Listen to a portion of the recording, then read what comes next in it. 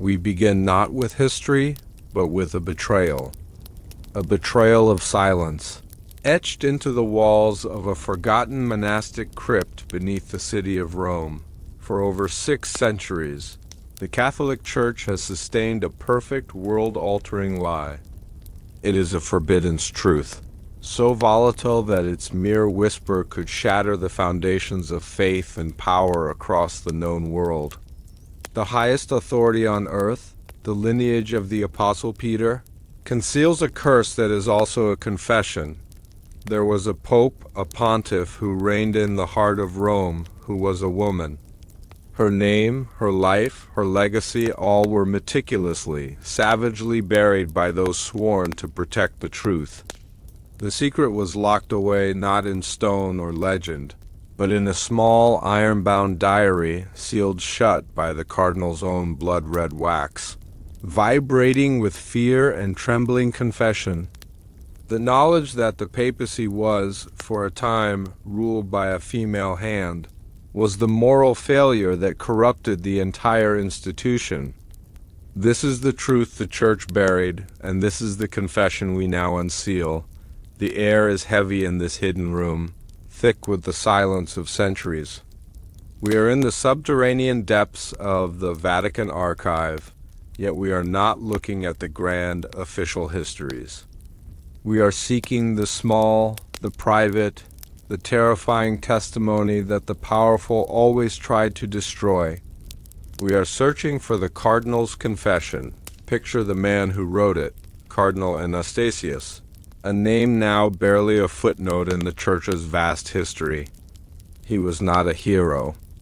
He was a complicit man, a frightened man, living through the shattering political and spiritual chaos of the 9th century, time known in many accounts as the Saeculum Obscurum, the Dark Age. But for Anastasius, the darkness was not merely political. It was profoundly theological. He held in his hands the written proof that the chain of apostolic succession, the very spine of the Church, had been deliberately and completely broken. The diary, bound in black, unmarked leather, rests on the stone table. Its pages are brittle, yet the script within is shockingly clear. It is the language of an educated man, but the language of a terrified man. He writes not to expose, but to absolve his own soul. He could not burn the truth. He could only hide it. He details the years of her reign, though he cannot bring himself to use her proper name. He refers to her only as the shadow or the unpersoned one. Her story begins not in Rome, but far away, perhaps in England, perhaps in Mainz, a brilliant, ambitious woman, driven by a thirst for knowledge and theology that the male-dominated world of the Middle Ages categorically denied her. To study, to ascend, to exist in the world of letters and power, she had to commit the ultimate act of self-erasure. She became Johannes Anglicus John the Englishman. This act of disguise was not a moment of political ambition. It was a profound act of intellectual survival. As Johannes, she rose swiftly. Her mind was sharp, her debates flawless, her knowledge of Scripture encyclopedic. She moved through the rigid clerical structures with ease, eventually becoming a trusted advisor, a papal secretary, and finally, through the acclamation of the people and the error of the cardinal, she was chosen. She became Pope John VIII, or as the Church later decreed, Pope Joan. Cardinal Anastasius recounts the chilling efficiency of her reign. She was a capable ruler organizing military defenses, advising on international treaties, and even strengthening the Church's hold on central Italy. Her intellect was undeniable, yet every single public success was built on the foundation of a monumental, catastrophic lie. The cardinals around her, particularly those who suspected but could not prove the truth, began to experience what Anastasius calls the quiet horror. It was the horror of looking at the vicar of Christ and seeing a ghost. A deception, a mirror reflecting their own moral decay. They were not horrified by the woman. They were horrified by the vulnerability of the divine system they upheld. If a woman could ascend to the most sacred office on earth through pure intellect and deception, what did that say about the will of God or the infallibility of the Church? The answer, they decided, was that the Church had to be protected at all costs. The truth was too explosive. The cover-up began years before her final moments. Anastasius details the slow, systematic removal of her official documents, the careful rewriting of minor court records, the subtle intimidation of clerks and scribes who had witnessed too much, but the lie, however meticulously crafted, was ultimately a physical one, and physics, alas, obeys no ecclesiastical laws. Anastasius's narrative moves into the terrible climactic event that exposed her and sealed her tragic fate. It happened during the solemn, public procession from the Vatican to the Lateran Basilica, on a narrow, crowded street between the Colosseum and the Basilica. The crowd pressed in. The pressure, the stress, and the physical reality of her concealed pregnancy tragically culminated. In that moment, in the public eye, before the terrified, gasping masses, Pope Joan gave birth. The reaction was immediate and absolute. The sacred image of the infallible Pontiff shattered.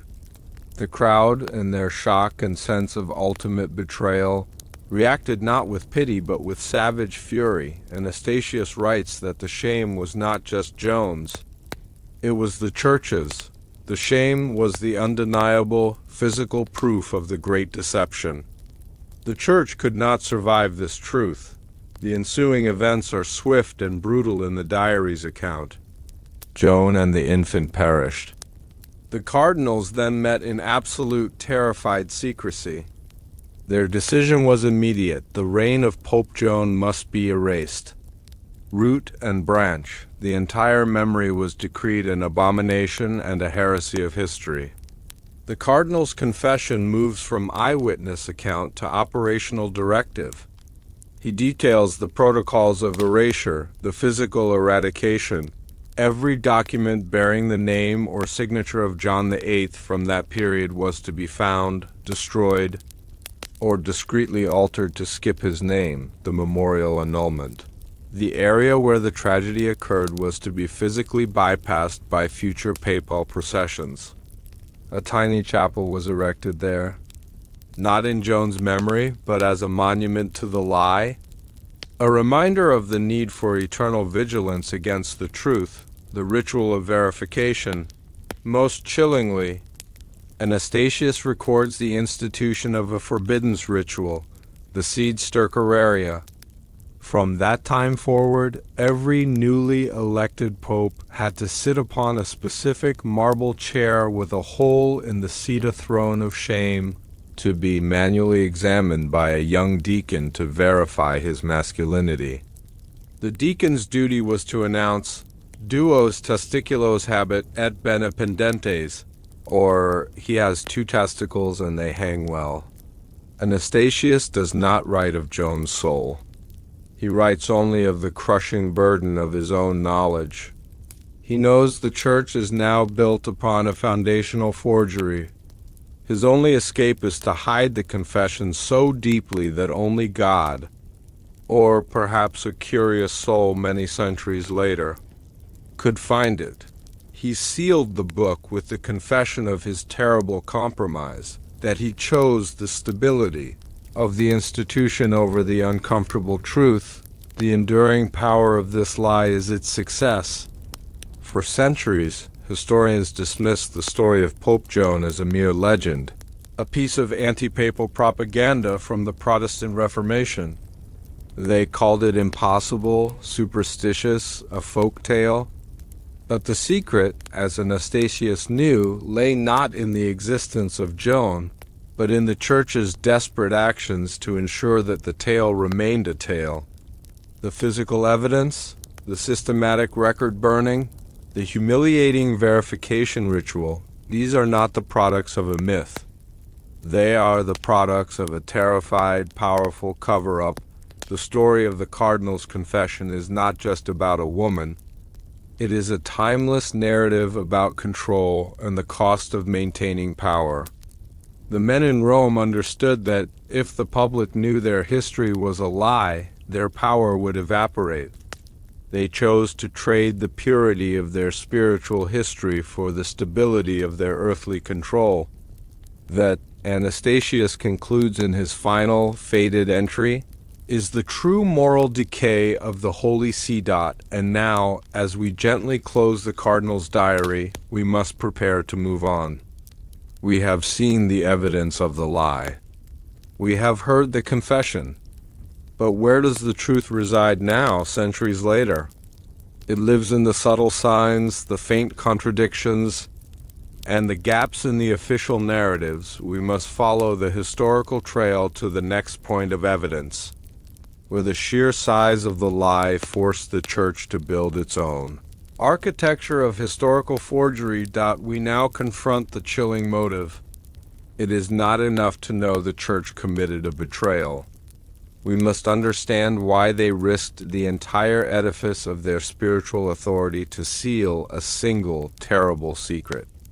The reason lies in a silent, forbidden pact, an unspoken oath taken by the highest cardinals immediately after the tragedy. The papacy realized that the scandal of the female pope was not just a crisis of morality. It was a fundamental curse upon the doctrine of apostolic succession, the unbroken chain of authority linking the current pope directly back to St. Peter. If that chain was proven to be interrupted, broken, or worse, compromised by a woman, the entire lie of Rome's supreme authority would crumble. They did not erase a woman. They desperately tried to bury the fragility of their own power. This is the high-stakes risk they took to save the image of the Holy See. To grasp the magnitude of the Church's gamble, one must first understand the absolute, unyielding power of the apostolic succession. This was not merely a tradition. It was the single legal and spiritual mechanism by which the Bishop of Rome claimed supremacy over all other Christian leaders and, indeed, over all secular rulers in the West. The central doctrine held that Christ personally commissioned Peter, who, as the first bishop of Rome, passed his unique authority, the keys to the kingdom, to his successor, and so on in an unbroken line. The Pope Joan incident created not a break, but a catastrophic corrosion of this chain. They realized that the moment a woman was acclaimed and seated as pope, the divine chain was rendered null. It would prove that the Holy Spirit, which supposedly guides the selection of the Pontiff, could be deceived by human artifice, by a clever disguise. If the Holy Spirit could be tricked by a dress and a beard, then the divine sanction of every subsequent pope would be forever tainted by the possibility of the same error. The logic was brutal and cold. It was not enough for her to die. She had to have never lived.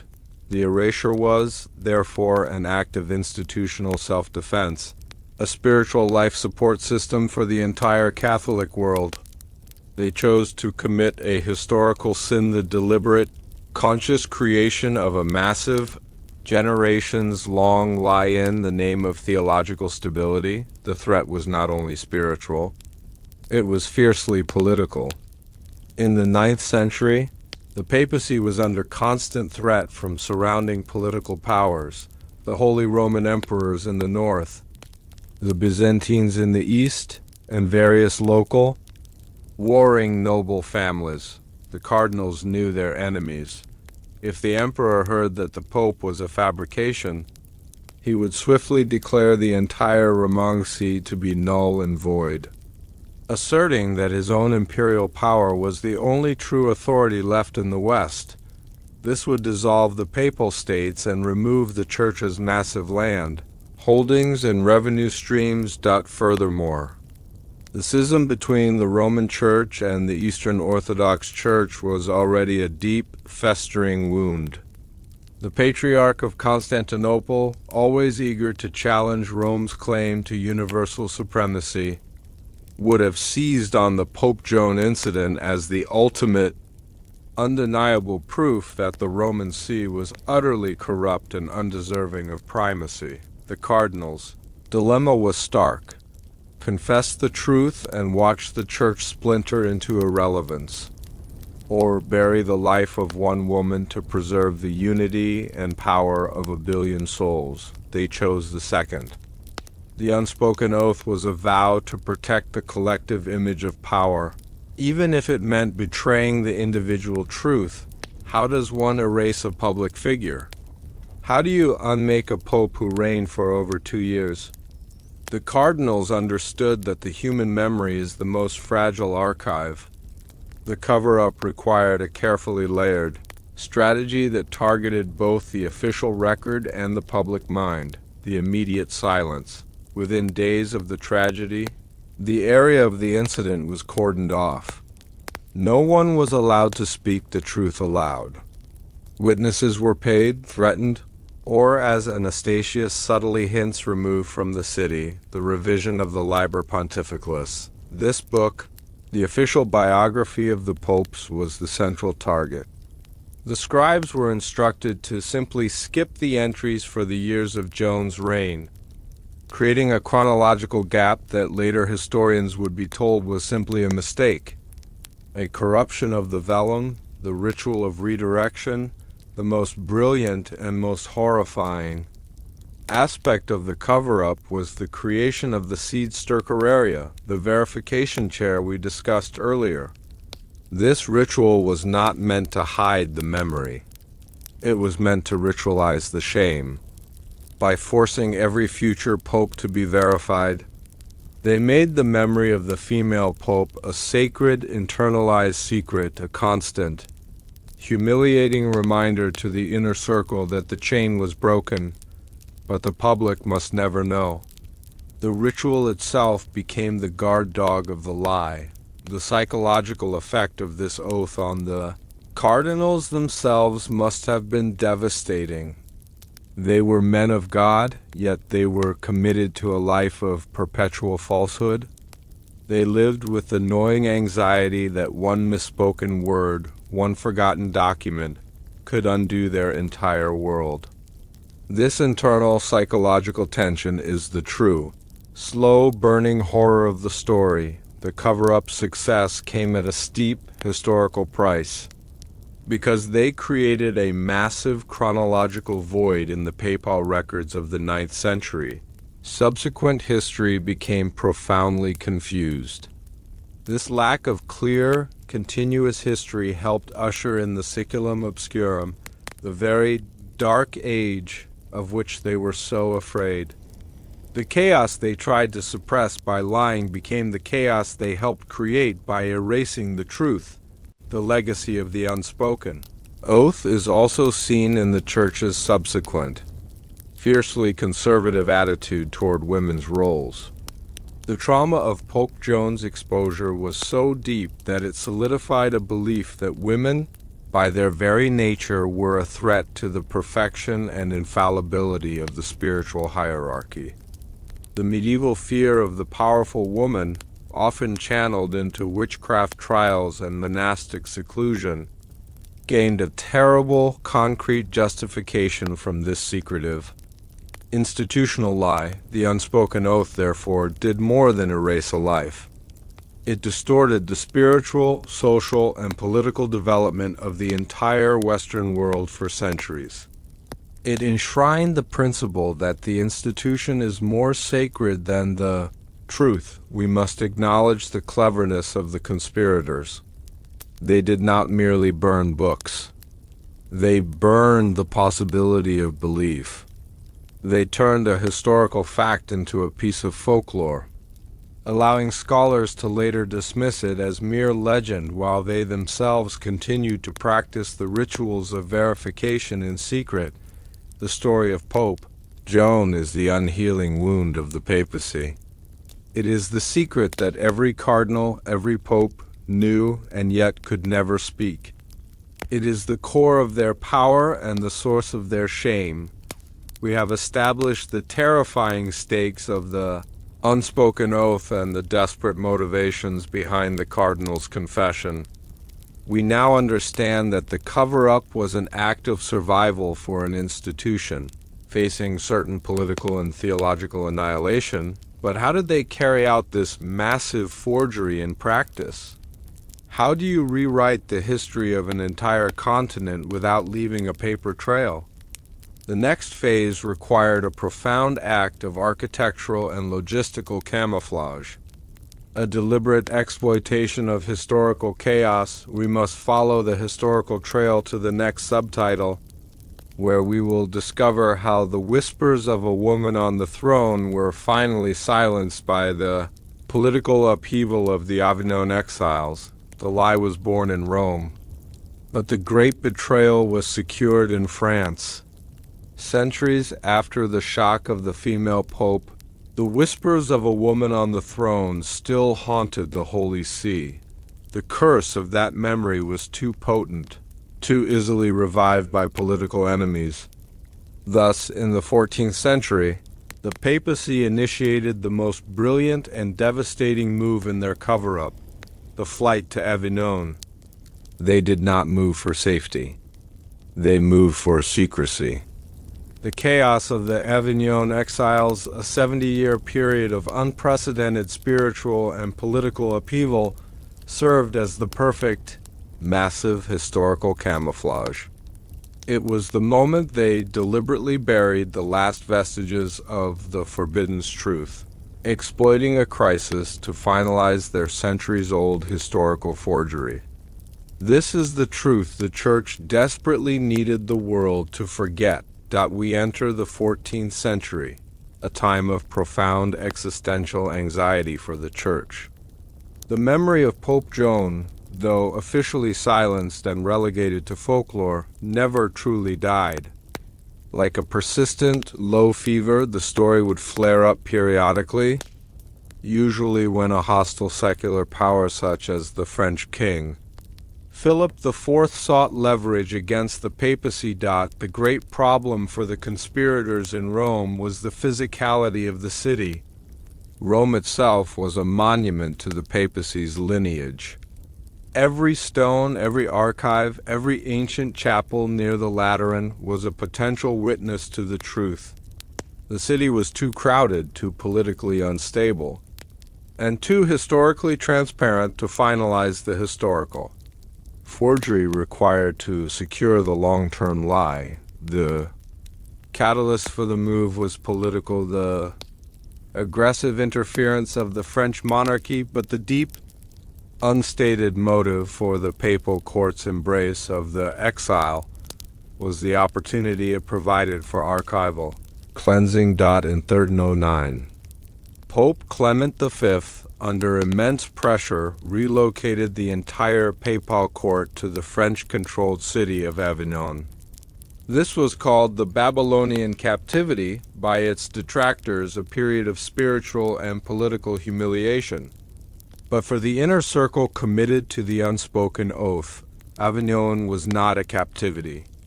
It was an opportunity. Avignon was geographically perfect. It was a new, fresh slate, far removed from the sacred.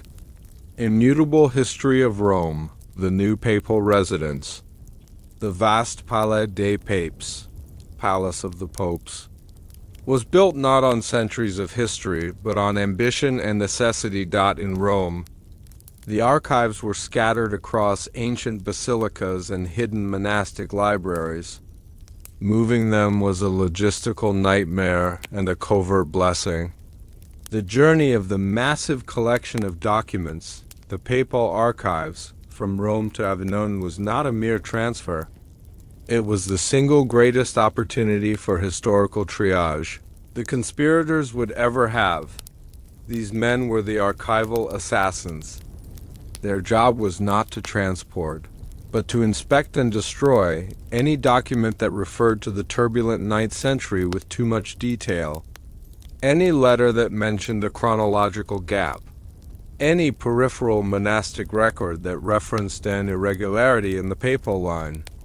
These were quietly and systematically identified, removed from the official bundles, and dealt with in secret. This period allowed them to rationalize the destruction under the guise of loss during transport, damage from the journey, or necessary culling of non-essential records. The historical chaos of the Avignon exiles was the perfect cover for the archival crime. The new archives in Avignon were meticulously organized, but they were also clean.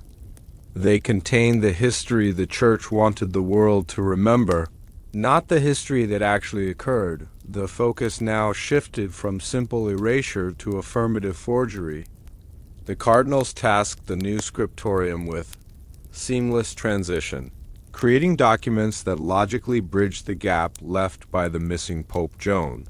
This involved backdating letters and issuing clarification, bulls that smoothed over previous irregularities, the amplification of counter-narratives, boosting the historical importance of the popes around Joan's reign, thereby making her existence seem less likely to have been forgotten. The codification of canon law during the Avignon period. Canon law, the legal framework of the Church, was heavily revised and solidified.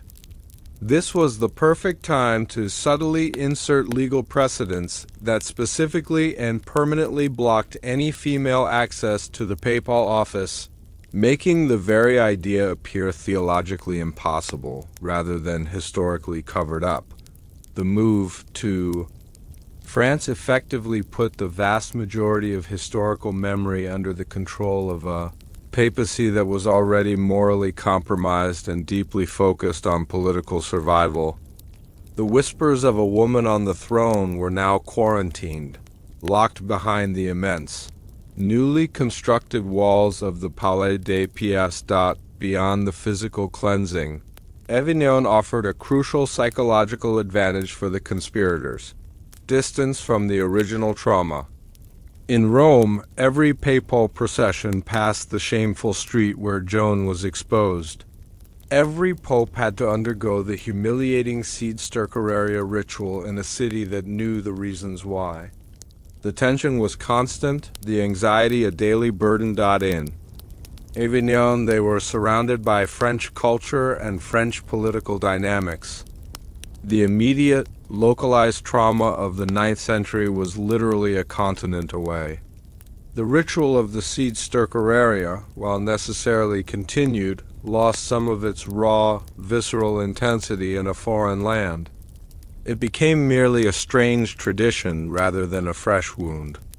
This allowed the conspiracy to shed its frantic, fearful origins and settle into a calm, institutional rhythm.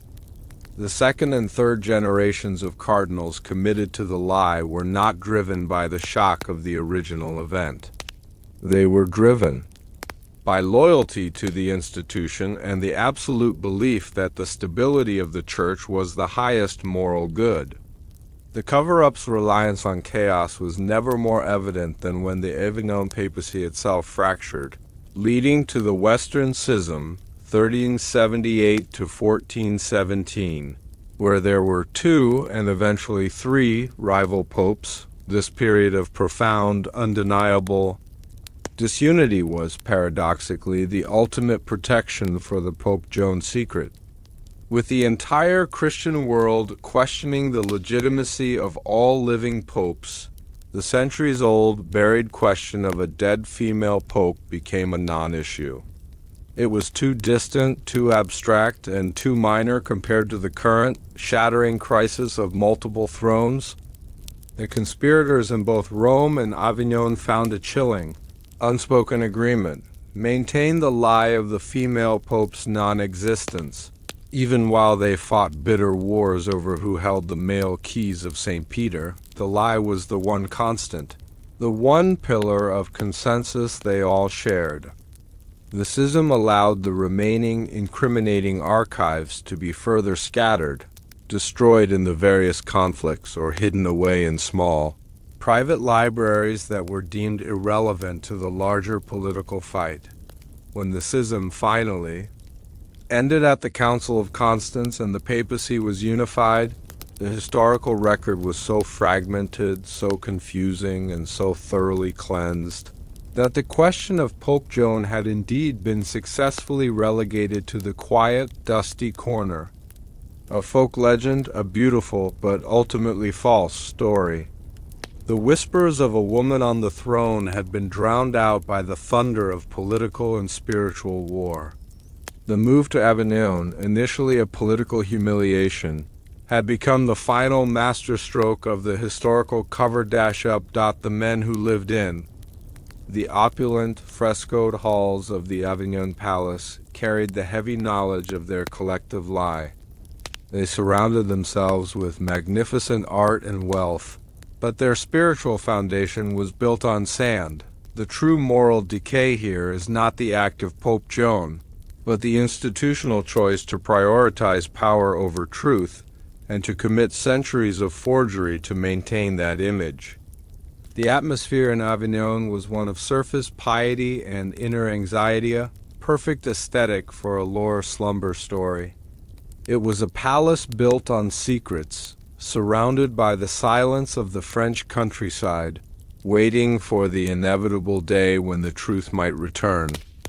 The Avignon exiles concluded the papacy eventually returned to Rome, but they returned with the clean slate they had desperately sought. The archives were settled, the official narrative polished, and the memory of the female pope was a distant, barely remembered ghost. We have seen how the papal court used geopolitical chaos to perform the necessary archival violence. But now we must look closer. We must examine the specific physical tactics of the erasure. The question remains, how exactly do you ensure the lie remains a lie when so many people witness the truth? We must now turn our attention to the meticulous step-by-step process of eliminating the physical evidence. The specific instructions given to the priests, the cartographers, and the record keepers. Our next journey will take us into the realm of the architecture of historical forgery, where we will examine the physical sealing of the evidence and the deliberate creation of historical blanks. History is not written in stone. It is written in ink, and ink can be scraped away. The true power of the Vatican was not in what they preached to the masses, but in what they burned in the dark. Following the catastrophe of the female pope, the Church did not merely lie. They constructed a physical architecture of forgery. They built walls over doors, they melted down statues, and they employed an army of silent men to commit the ultimate betrayal of truth, the damnatio memoria, the condemnation of memory. They turned the Vatican archives into a fortress of forbiddance, secrets, where the name of the woman who sat on the throne of St. Peter was surgically excised from the timeline of the world. It was a conspiracy of silence, built with brick, mortar, and the sharp edge of a knife. The archives were not built to remember. They were sealed to forget. This is the truth the Church buried. We find ourselves standing before the heavy, iron-reinforced doors of the Archivum Secretum Vaticanum, the Vatican Secret Archives. The name itself is a warning. In the Latin of the Church, secretum does not merely mean secret in the modern sense of a puzzle to be solved. It implies something private, set apart, and forbidden to the common eye. Imagine the sheer physical weight of this place.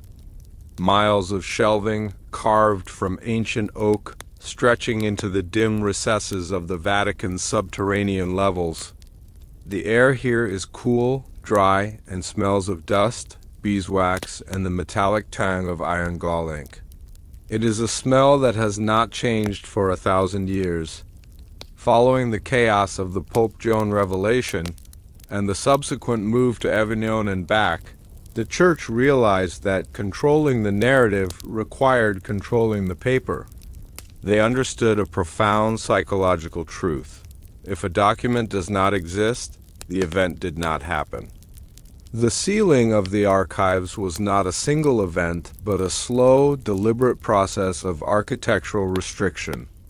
Rooms that once held the records of the 9th century were physically walled off. Masons were brought in at night, sworn to secrecy, to lay brick upon brick, sealing doorways that led to the compromised sections of the library. Think of the masonry. The rough texture of the mortar, the coldness of the stone, these were not just walls.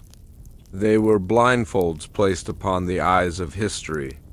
Behind those new walls lay the true administrative records of Joan's reign. Her decrees, her letters, the mundane receipts of a papacy that functioned for over 2 years. They were entombed, left to rot in the stagnant air of sealed chambers, creating a physical void in the heart of the Vatican. But walls were not enough. The existing records, the Liber Pontificalis, the chronicles of the abbeys, the letters sent to kings had to be purified. This brings us to the most intimate and tactile aspect of the forgery, the art of the palimpsest. In the Middle Ages, paper as we know it was rare. Records were written on vellum, processed animal skin. Vellum is durable, it is strong, it is meant to last forever. To erase a name from vellum is an act of violence. The process of erasing Pope Joan from the records was a sensory nightmare for the scribes tasked with it. It required physical labor. First, the scribe would take a sharp, crescent-shaped knife. He would have to identify the specific lines where Johannes Anglicus or Pope John VIII, the female pope, was mentioned. The ink used by the Church was iron gall ink. It was made from oak galls, iron salts, and acacia gum. It was acidic. It didn't just sit on the surface of the vellum. It bit into it. It burned the words into the skin. To remove it, the scribe had to scrape deep, removing the top layer of the material itself. After the scraping, the rough patch of the vellum had to be smoothed. They would use a mixture of milk, oat bran, and pumice stone. They would rub the page in circular motions, hour after hour, polishing the scar where the truth used to be. Finally, when the surface was smooth and the name was gone, they would prepare the surface for rewriting. They would dust it with powdered chalk to prevent the new ink from bleeding. And then, with a steady hand, they would write a new name or a new date. Bridging the gap, sewing the timeline back together with a false thread. This was the architecture of historical forgery at its most microscopic level. It wasn't just about sealing doors. It was about altering the very chemistry of the archive. Every scraped page was a small murder of the truth. Part 3. The psychology of the censor. Who were these men? The correctors. They were monks, usually from silent orders, chosen for their obedience and their calligraphy. The psychological burden on these men was immense. They were men of God, sworn to uphold the truth, yet their obedience to the Church required them to manufacture a lie. This cognitive dissonance, the conflict between their spiritual duty to truth and their temporal duty to the Pope must have been agonizing. They worked in shifts in the scriptorium of silence. Talking was forbidden. They communicated in sign language, a silent dance of hands asking for ink, for knives, for pumice. The Church created a theology to justify this forgery. They told the scribes that they were not lying, but rather healing the wound in the Church. They were surgically removing a cancer. To leave the name of the female pope in the books was to allow the devil a foothold. Therefore, the act of scraping the vellum was presented as an act of exorcism. The scribes knew that what they were doing was a sin against history, but they believed it was a necessity for salvation. They were the architects of the void. They learned to look at a page, see the truth, and destroy it without flinching. This training in controlled blindness became a hallmark of the Vatican bureaucracy for centuries to come. The forgery extended beyond paper. It moved into the stone of Rome itself. The city of Rome is a living museum. Statues, inscriptions, and mosaics are the public records of the empire and the papacy. Pope Joan, during her 2-year reign, would have commissioned works. She would have had her likeness carved into the friezes of churches. She would have dedicated altars. The architecture of forgery required a team of stonemasons to scour the city. Faces on statues were recarved. The soft features of a woman were chiseled away, replaced by the bearded, stern jaw of a generic male saint. Inscriptions on cornerstones that bore her name were filled in with mortar or chiseled out completely, leaving rough, blank scars on the face of the city. There is a particular bust in the Vatican museums, officially labeled as a minor saint, which art historians have noted has strangely delicate features and eyes that seem to look past the viewer with a secret knowledge. Was this her? Was this a statue they missed, or one they simply altered enough to pass? The Church created a terra nullius, a no man's land of art history. They created gaps in the visual narrative of Rome. If you walk the streets of Rome today, you are walking past these invisible scars. The empty niches where statues once stood, the inscriptions that seem to end abruptly. These are the ghosts of the architecture that we must return to the most physical, undeniable piece of evidence, the seed stercoraria, the dung chair used for the gender verification ritual for centuries. This chair was a necessary part of the papal coronation. It sat in the Lateran Palace. It was real. It was tangible. It was the physical proof that the Church was terrified of another woman taking the throne, but as the Enlightenment approached, and the Church sought to fully bury the myth of Pope Joan, the chair itself became a liability. It was an embarrassment. The architecture of forgery demanded that the chair be hidden. It was not destroyed. The Church rarely destroys sacred objects, even shameful ones, but it was taken from the public view in the Lateran and moved deep into the Vatican museums. Initially hidden in a storeroom, then later displayed but mislabeled. For years it was described as a commode or a bath chair. It's true, ritualistic purpose denied by the guides and the catalogs. By misclassifying the object, they stripped it of its power. They hid it in plain sight. They used the curatorial architecture of the museum to lie to the public. They relied on the fact that visitors would not question the label on the wall. The Vatican archives were the heart of the cover-up, but the veins ran throughout Europe.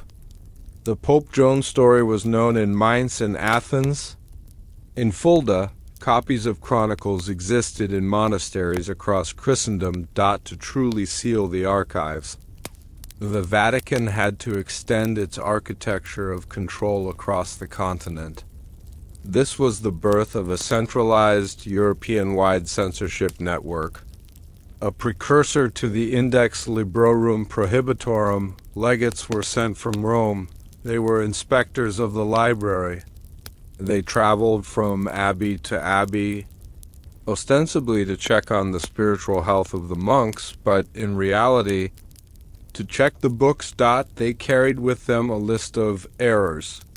If a local chronicler had written about the female pope, the legate would not burn the book publicly. That would draw attention. Instead, he would instruct the abbot to have the page removed and rebound. The book would be taken apart. the binding threads cut, the offending page removed. The book sewn back together, thinner, lighter, less true. This coordination required a massive bureaucratic architecture. It required lists, schedules, reports. Ironically, the effort to erase the history created a massive new history of correspondence.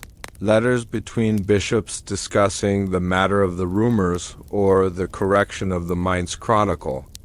These letters, too, had to be eventually hidden in the Archivum Secretum.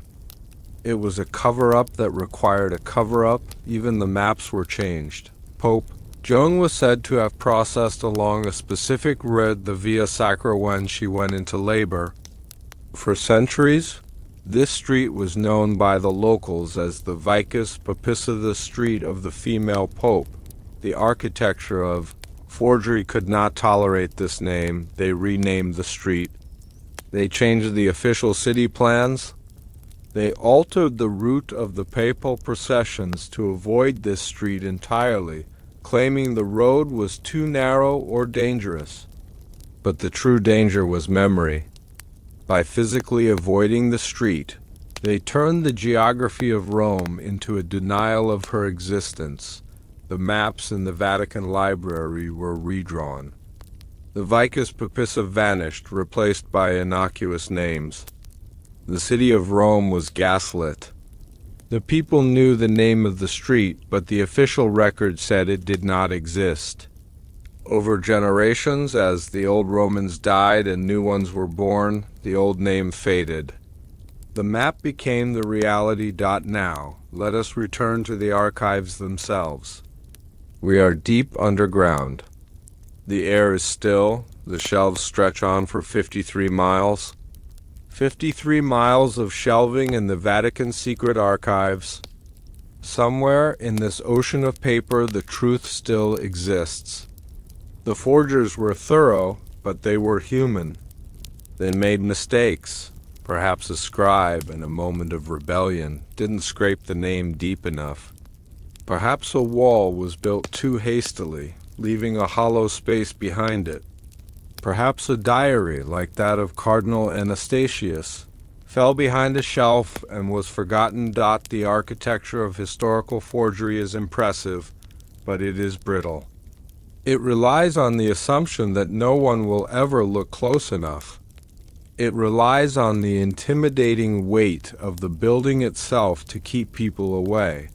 The sealing of the archives was an act of fear. A confident institution displays its history. A terrified one hides it. The walls they built were not to keep the world out, but to keep the ghost of Joan in. And so, the archive became a tomb for a memory. The systematic erasure did something to the collective psyche of the West. It created a deep, subconscious distrust of official narratives. It planted a seed of doubt. If the Church could erase a pope, what else could they erase? What else is missing from the shelves? The architecture of forgery inadvertently created the modern conspiracy theorist. It taught us that the official record is a construct, a building that can be remodeled, walled off, and repainted. The scribes are long dead. The knives are rusted. The masons are dust. But the walls remain. The silence remains. The gap in the timeline remains. The archives are sealed, but the truth is like water. It always finds a way to seep through the cracks. We have explored the physical and bureaucratic machinery of the lie. We have touched the scraped vellum and run our hands over the cold brick of the sealed doors. We have walked the renamed streets, but the cover-up required more than just physical erasure. It required a moral justification. It required the greatest minds of theology to sit down and explain why it was God's will that a lie be told. How did the theologians twist the scriptures to justify the greatest deception in Christian history? How did they turn a sin into a virtue? The physical destruction of the archives was a crime of the hands, but what followed was a far greater crime of the soul. The church could burn books, and they could break statues, but they could not erase the secret from their own minds without a powerful, terrifying justification. This brings us to the ultimate betrayal, the doctrine of necessary silence. It was not the soldiers or the masons who sealed the final tomb of the female pope. It was the theologians. The greatest minds of the medieval world gathered in the shadows to debate a single, forbidden question. Is it a sin to lie if the lie saves the church? Their answer was a chilling no. They crafted a complex intellectual web of deceit, a theology of the cover-up, arguing that the truth was too dangerous for the common man to hold. They turned the lie into a holy duty and the truth into a curse. They decided that to protect God, they had to deceive his people. This is the truth the king buried... We enter the most silent and dangerous room in the Vatican, the Aula Theologica, the Hall of Theology. It is here that the raw, chaotic events of history must be tamed and fitted into the rigid structure of divine law, following the erasure of the physical evidence. A profound silence settled over the papal court, but beneath that silence, a storm was raging in the consciences of the cardinals. These were men who believed in hell. They believed with every fiber of their being that Satan was the father of lies. They had just committed a massive, systematic deception. They had altered dates, destroyed chronicles, and lied to the faithful. The church faced a spiritual emergency. If the leaders of the faith believed they were sinners for hiding Pope Joan, they would eventually crack. They would confess on their deathbeds. The secret would leak out through the cracks of their guilt. Therefore, the lie needed a structure. It needed a moral architecture. It needed to be transformed from a shameful secret into a virtuous burden they did not meet to discuss if they should continue the cover-up. That decision had been made by the politicians. They met to discuss how to live with it. The question on the table was stark. Can a lie be holy? The debate was slow, methodical, and whisper quiet. In the Lore Slumber of history, we can hear the rustle of their robes as they lean forward. We can hear the scratching of their quills as they take notes that will be burned before dawn. They turned to the ancient texts. They scoured the works of the church fathers, Augustine, Jerome, Ambrose, looking for a loophole, a precedent, a justification. They found it in the concept of Pia Frau's The Pious Fraud. The concept was dangerous, usually reserved for simplifying complex doctrines for the uneducated peasantry. But here the theologians weaponized it. They argued that the truth consists of two levels. First, there is the historical truth, the raw, messy facts of what actually happened. The fact that a woman named Joan disguised herself, rose to power, and reigned. Second, there is the higher truth, the spiritual reality that the church is infallible and guided by the Holy Spirit. The theologians concluded that the historical truth of Pope Joan contradicted the higher truth of the church's perfection. If the common people, the farmers, the soldiers, the millers knew that the Holy Spirit had allowed a woman to be pope, they would lose faith in the higher truth. They would believe God had abandoned the church. Therefore, the theologians argued, the historical truth was actually an enemy of the higher truth. To speak the facts was to attack the faith. Thus, the doctrine of necessary silence was born. It stated that erasing Joan was not a deception. It was an act of shepherding. It was an act of protection. The hierarchy took upon themselves the sin of the lie to save the flock from the sin of doubt. To solidify this doctrine, they had to twist the scriptures themselves. They turned to the Old Testament, to the stories of leaders who made difficult choices for the survival of their tribes. They cited passages about the sanctity of the priesthood and the silence of women. They argued that Joan's very existence was a violation of natural law, an aberration, a monster. Therefore, treating her reign as if it never happened was not lying. It was correcting a mistake of nature, they reasoned. Does a gardener lie when he pulls a weed and throws it on the fire?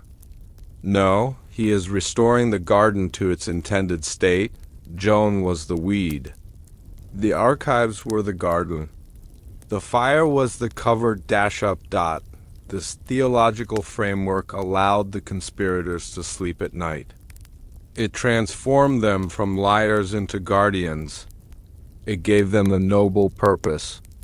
They were the silent knights of the church, bearing the heavy burden of the truth, so that the world could remain blissful in its ignorance. This doctrine created a split within the church that lasted for centuries. It created two churches. There was the exoteric church, the church of the public, with its clear history, its unbroken line of male popes, its certainty. And there was the esoteric church, the inner circle of high-ranking cardinals and theologians who knew the secret history, the necessary silence. When a young, promising theologian was brought into the Vatican's inner sanctum, he would eventually be read in to the secret. He would be shown the sealed documents. He would be told the story of Joan. And then he would be tested. If he reacted with horror and a desire to tell the world, he was removed, sent to a distant monastery, or silenced in other ways. But if he understood the doctrine of necessary silence, if he nodded and said, "Yes, the people must be protected from this," then he was promoted. He became one of the architects. This selection process ensured that for hundreds of years, the men at the very top of the hierarchy were defined by their ability to hold two contradictory thoughts in their heads at the same time. It bred a culture of intellectual cynicism and absolute control. The doctrine extended into the most sacred space of all, the confessional. What if a dying monk confessed that he had seen a document about Pope Joan? What if a guilt-ridden scribe confessed that he had scraped her name from a codex? The theologians issued secret instructions to the confessors of the papal court. These sins were to be absolved, but with a strict penance, perpetual silence. The penitent was told that their desire to speak the truth was a temptation from the devil, a temptation of pride. Who were they to question the wisdom of the Holy See? To speak of Joan was to be guilty of the sin of scandal. In Catholic theology, scandal is a specific sin. It means doing something that causes others to sin or lose faith. By revealing Joan, the truth teller would cause scandal to the faithful. Therefore, speaking the truth became a mortal sin, while keeping the lie became a virtue. The logic was hermetically sealed. There was no way out. The theology trapped the truth inside a box of guilt. The doctrine of necessary silence didn't just hide the past. It shaped the future. The theologians who justified the erasure of Joan also helped write the new canon law, the laws that govern the church, because they were so terrified of a recurrence.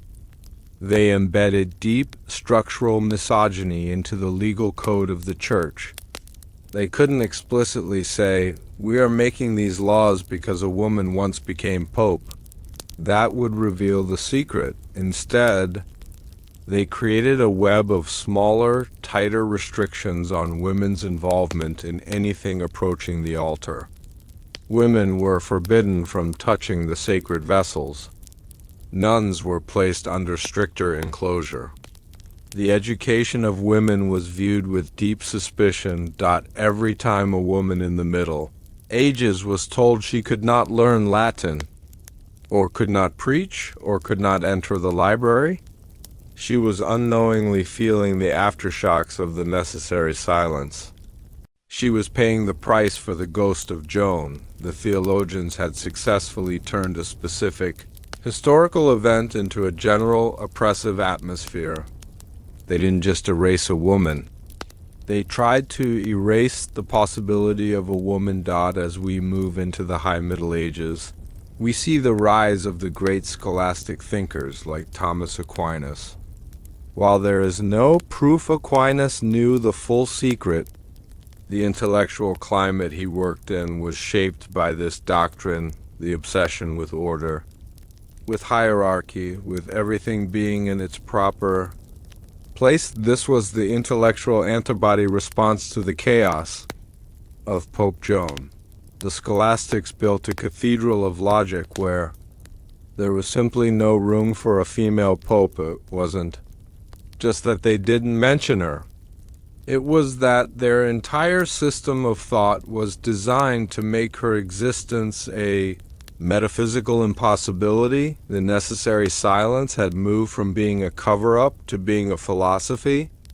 It was no longer about hiding a body. It was about constructing a worldview where the body could not exist. But what does this do to the soul of an institution? When an organization, be it an empire, a church, or a kingdom, decides that its own survival is more important than the truth, it begins to die. It may look powerful on the outside. Its buildings may be tall, its gold may shine, but on the inside, the rot begins. The doctrine of necessary silence taught the church that it could manipulate reality. It taught them that they were the masters of history, not the servants of it. This hubris, this pride, eventually led to the corruption that sparked the Reformation. When Martin Luther arrived centuries later, he wasn't just fighting against indulgences. He was fighting against a system that had become comfortable with lying. He was fighting against the necessary silence. The theologians who met in that candlelit room in the 10th century thought they were saving the church. In reality, they were planting the seeds of its greatest crisis. They believed they could bury the truth without burying themselves. Let us return to the room where the theologians sat. The candles have burned down to pools of wax. The dawn is approaching over the hills of Rome. The decision is made. The doctrine is signed not on paper, but on the hearts of the conspirators. They rise from the table, stiff and weary. They leave the room, locking the heavy door behind them. They go out to say Mass, to preach to the people, to carry the heavy, invisible burden of their secret. The argument that the people cannot handle the truth is the oldest excuse of the tyrant. It is the shield of the coward. And yet, in the soft, forgiving light of the Lore Slumber, we can almost pity them. They were men afraid of the chaos. They were men terrified of a world they couldn't control.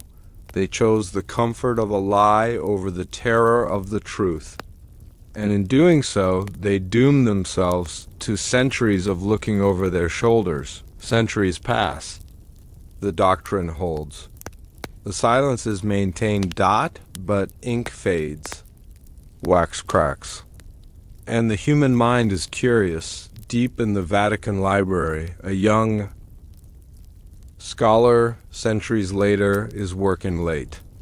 He is not part of the inner circle. He knows nothing of the necessary silence. He is simply looking for a commentary on the Book of Kings. He pulls a heavy codex from a high shelf. It is misfiled. It is older than the books around it. He opens it. The binding cracks. He sees a page that has been scraped. The vellum is rough, but the light is hitting it at just the right angle. raking light that reveals the ghostly indentation of the letters that were removed. He squints. He traces the indentation with his finger, J-O-H, and ... He feels a chill run down his spine. He doesn't understand what he is seeing. He doesn't know the doctrine. He only knows that he has found a thread that was supposed to be cut. This is where the theology of the lie meets the persistence of the truth. The theologians could control the dogma, but they couldn't control the light. They couldn't control the curiosity of one lone scholar. The doctrine of necessary silence was a fortress built of logic and fear, but every fortress has a crack. And that crack is where our story will go next. We have seen the physical erasure. We have heard the theological justification. Now we must follow the clues. We must look over the shoulder of that young scholar as he begins to piece together the fragments that were left behind. We must decode the accidental evidence, the slip-ups, the things the theologians forgot to hide. That is happening.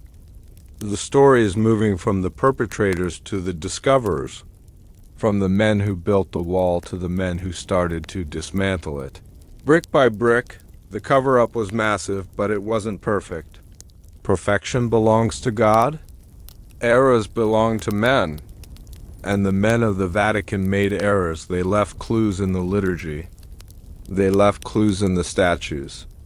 They left clues in the very silence they created. The doctrine could justify the lie, but it couldn't destroy the truth. It could only bury it. And things that are buried have a way of rising to the surface. Our journey continues. We leave the high towers of theology and return to the dusty desks of research. We are about to open the books that were never meant to be opened. The walls of the Vatican were built to keep the world out, but they were also built to keep the darkness in. For centuries the lie held. The ink was dry, the stone was sealed, and the secret of the female pope was sleeping in the dust. But a lie is a living thing. It requires constant feeding, and eventually the feeders die.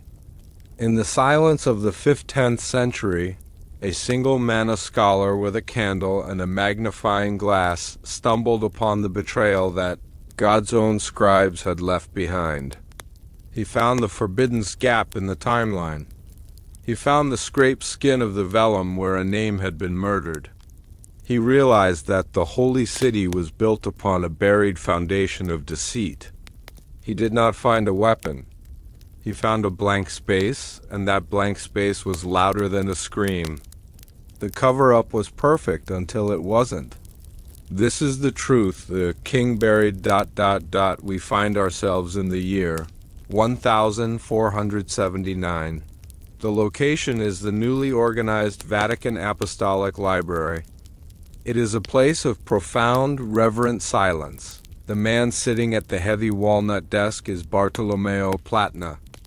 He is not just a monk, he is a humanist. He is a man of the Renaissance.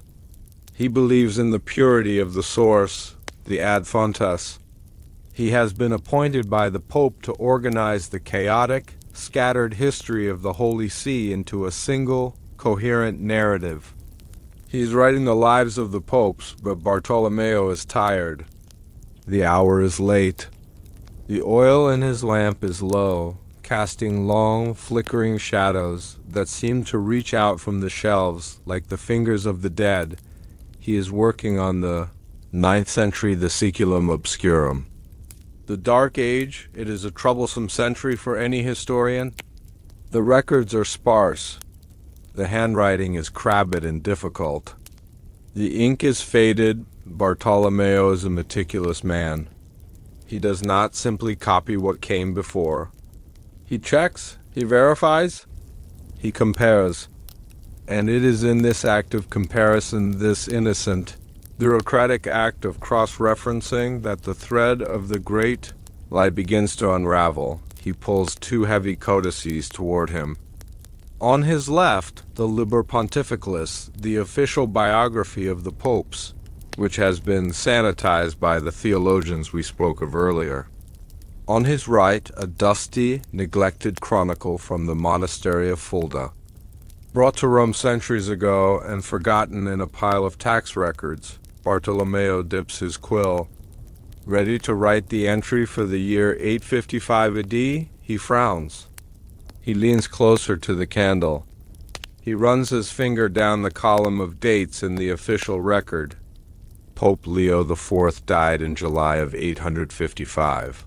The official record states that Benedict III succeeded him immediately. But when he looks at the Fulda Chronicle, and then at a set of imperial letters from the Frankish court, he sees a discrepancy. The letters from the emperor strictly imply that Benedict III was not consecrated until years later. There is a gap, a chronological void. 2 years, 5 months, and 4 days are missing from the history of the world. Bartolomeo wipes his glasses. He assumes at first that it is a mistake, a scribe's error, a slip of the pen. But the more he looks, the more the silence of those 2 years begins to scream. In a bureaucracy as obsessive as the Vatican, you do not simply lose 2 years. You do not lose 2 years of tax receipts, of diplomatic correspondence, of consecrations. Unless you wanted to lose them, troubled, Bartolomeo stands up. His chair scrapes loudly against the stone floor, the sound echoing down the long, vaulted corridor. He needs to see the original source. Not the copy of the copy, but the oldest manuscript he can find. He walks into the deeper stacks, the Archivum Secretum. The air here is colder. The books are chained to the shelves to prevent theft. He finds a codex from the 10th century. It is bound in heavy wood and iron. He unlocks the chain. He opens it to the section dealing with the mid-9th century. He brings the candle dangerously close to the page. He is looking for the entry between Leo and Benedict. And there he sees it. The palimpsest, the vellum has been scraped. He runs his thumb over the spot. It is rougher than the surrounding skin. The smooth, polished surface has been abraded away by a knife. The text that is there now, a simple prayer, is written in a different hand, a later hand using a slightly darker ink, but the ghost is still there. Bartolomeo takes a magnifying glass, a rare and precious tool in 1479.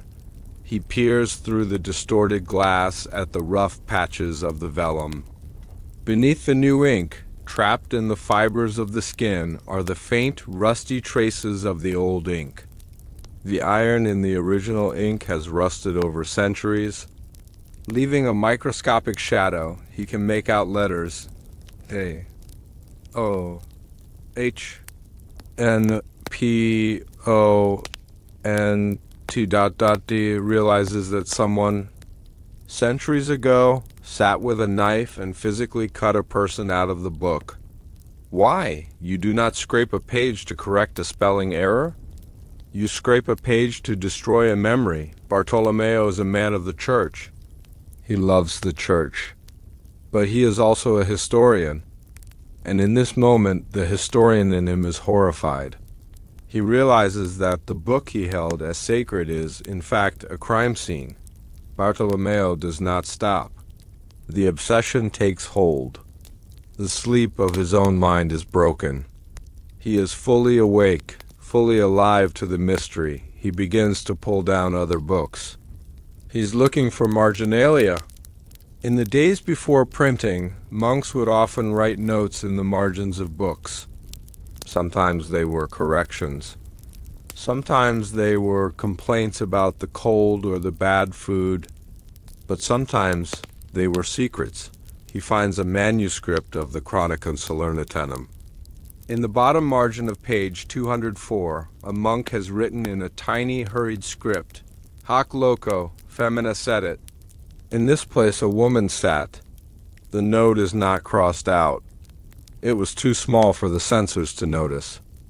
Or perhaps the censor saw it and, in a moment of rebellion, decided to leave it.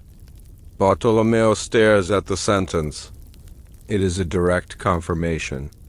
In this place, the chair of Peter, a woman sat. He finds another note in a different text, a copy of the Annals of Mainz. Beside the date 855, someone has drawn a small, crude symbol. It looks like a staff, but it is broken.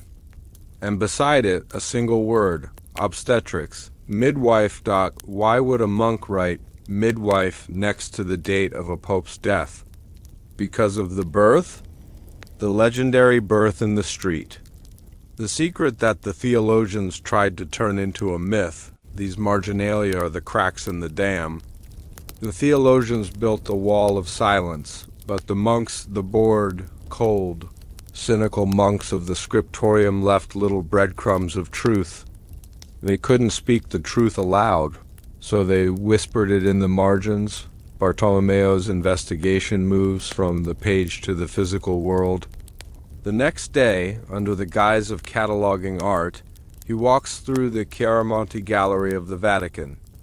It is a long, echoey hall filled with the busts of Roman emperors and early popes. Most of the busts are severe. Men with beards, with furrows in their brows, with the heavy, jowled faces of Roman aristocrats. But there is one. It is tucked away in a corner, often shadowed. It is labeled simply Pontiff Unknown. Bartolomeo stands before it. The stone is white marble, smooth and cool. The face is not like the others. The jawline is softer. The cheekbones are higher. The lips are fuller. There is no beard. The artist has carved a hood that comes forward, shadowing the face, obscuring the hair. But the eyes. The eyes are feminine. Bartolomeo realizes that this is not a generic statue. This is a portrait. The church, in its haste to erase her, did not destroy the statue. They simply relabeled it. They took away her name and left her face. It is the ultimate insult. She is forced to stand in the halls of the men who erased her, nameless and silent. Bartolomeo reaches out and touches the cold stone of the cheek. He wonders what she looked like in life. Was she beautiful? Was she terrifying? He realizes that the architecture of forgery we spoke of earlier was lazy. They relied on people not looking. They relied on the assumption that if a statue is in the Vatican, it must be a man. Bartolomeo leaves the Vatican. He needs fresh air. He needs to escape the suffocating weight of the archives. He walks into the city of Rome. The Rome of 1479 is a chaotic, dirty, magnificent place. The Renaissance is blooming, but the medieval city is still there, lurking in the alleyways. He walks toward the Colosseum. He walks the route of the papal procession. He turns down a narrow, winding street near the Basilica of San Clemente. He looks up at the street sign, a painted wooden board. Vicus Papissa. The people of Rome know. The theologians can write all the Latin bulls they want. The censors can scrape all the vellum they want. But the people of Rome remember. They call the street of the female pope. They tell the story to their children. They point to the spot where she fell. Bartolomeo realizes that there are two histories. There is the history of the palace, written in ink and sealed in wax.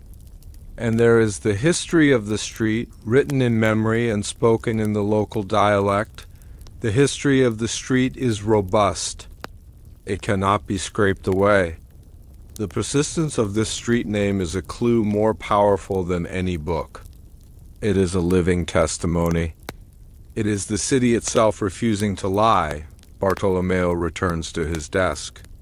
He has one final source to check. He finds a copy of the Chronicon Pontificum et Imperatorum by Martinus Polonos. Martinus was a Dominican monk, a chaplain to the Pope in the 13th century. He was an insider. His chronicle was the most popular history book of the Middle Ages. Bartolomeo opens it. And there, in plain Latin, without shame, without hesitation, Martinus writes, "After Leo, John, an Englishman, born at Mainz, sat 2 years, 5 months, and 4 days. He, as it is asserted, was a woman. Martinus Polonus did not hide it. He wrote it down. How did this survive? Bartolomeo realizes that the cover-up was not a single perfect event. It was a war. There were centuries where the story was known, then centuries where it was suppressed, then centuries where it was debated. The copy Bartolomeo holds escaped the censor's knife. Perhaps it was in a private library in Bologna or Paris during the Great Purge. This book is the smoking gun. It proves that for centuries the Church accepted the story as fact. It was only later during the Reformation, when the story became embarrassing, that the doctrine of necessary silence went into overdrive to destroy the evidence. He sits back in his chair. He is surrounded by the evidence. The gap, the scraped vellum, the marginalia, the statue, the street, the chronicle. It is overwhelming. The accumulation of clues creates a picture that is undeniable, but now Bartolomeo faces a dilemma. He is the papal librarian. He works for the Pope Sixtus IV. If he writes this in his book, he could lose his position. He could be imprisoned in the Castel Sant'Angelo. He could be excommunicated. But if he leaves it out, he betrays his calling as a humanist. He betrays the truth. Bartolomeo Platna made a choice. In his own Lives of the Popes, he mentions the story. He writes it down, but he writes it carefully. He uses phrases like "some say" and "it is commonly told." He hedges his bets. He preserves the memory, but he protects his neck. He leaves the clues for us. He realizes that he is not the judge of history. He is merely the witness. His job is to make sure the evidence survives the night. What Bartolomeo teaches us, and what we must reflect on as we drift toward sleep, is the nature of a clue. A clue is a failure of the cover-up. If the cover-up had been perfect, there would be no clues. The existence of the scraped page proves the existence of the eraser. The existence of the recarved statue proves the existence of the original face. The Vatican tried to create a perfect void, but in doing so, they created a shape. Imagine a hole cut in a piece of velvet. The velvet is gone, but the shape of the hole remains. Pope Joan is the hole in the velvet of history. We cannot see her directly, but we can see the shape of the silence that surrounds her. We can trace the edges of the gap. As we leave Bartolomeo Platna at his desk, blowing out his candle, we must expand our view. The Vatican Library is just one library. The world is full of libraries, and every library is full of secrets. How many other pages have been scraped? How many other statues have been renamed? How many other streets have been wiped from the map? The story of the scholar's discovery is not just about Pope Joan, it is about the fragility of truth. It reminds us that history is not what happened. History is what survived, and survival is a matter of chance. A book falls behind a shelf and is saved. A monk is too lazy to scrape a page and the truth remains. A street sign is painted over, but the paint peels. Bartolomeo closes the chronicon. The heavy thud signifies the end of his search for the night. He locks the Archivum Secretum. The click of the key is loud in the silence. He walks out of the library, past the Swiss guard who stand like statues at the door. He carries the secret in his mind. He knows that he cannot scream the truth from the rooftops. The time is not right. The king, the pope, is too powerful, but he has planted the seed. He has written the words. He trusts that in the future, perhaps in 500 years, someone else will open his book. Someone else will look at the scraped vellum. Someone else will walk the street, and that someone is us? We are the scholars now. We are the ones picking up the magnifying glass. The sleep story is not just a story. It is a transmission of that forbidden knowledge. We have found the clues. We have proven the existence of the erasure. But finding the body is different from understanding the soul. We know that she existed. We know how she was erased. But what about the things she touched? What about the objects of power? The rings, the robes, the staff? Did the church destroy them?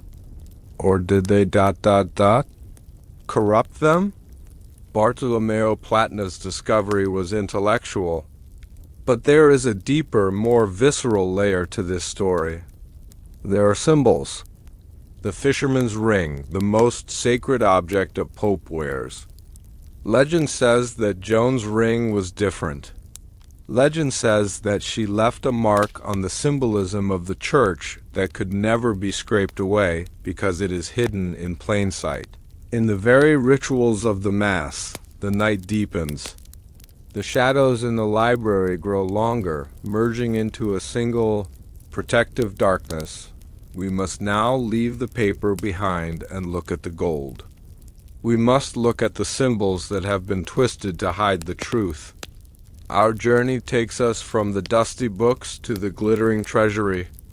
We are about to examine the weight of the fisherman's ring. A palimpsest is more than just a recycled piece of parchment. It is a metaphor for the human mind. We overwrite our own memories. We scrape away the painful parts, the parts that don't fit the story we tell ourselves, and we write new, simpler stories on top. The Vatican was doing on a macro scale what we all do on a micro scale.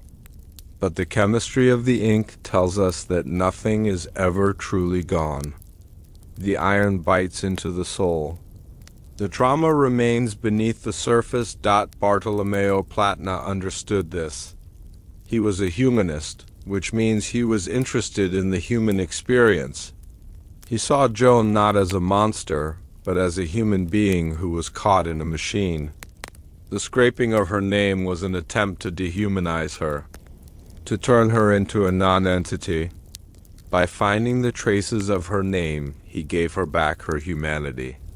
He gave her back her existence. As Bartolomeo leaves the library, he passes the Swiss guard. These men in their colorful uniforms are sworn to protect the Pope with their lives, but they are also sworn to protect the secrets of the Pope.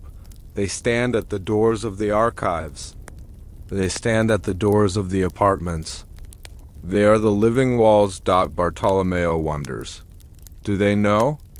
Do the guards who stand watch over the empty tomb know who is supposed to be in it?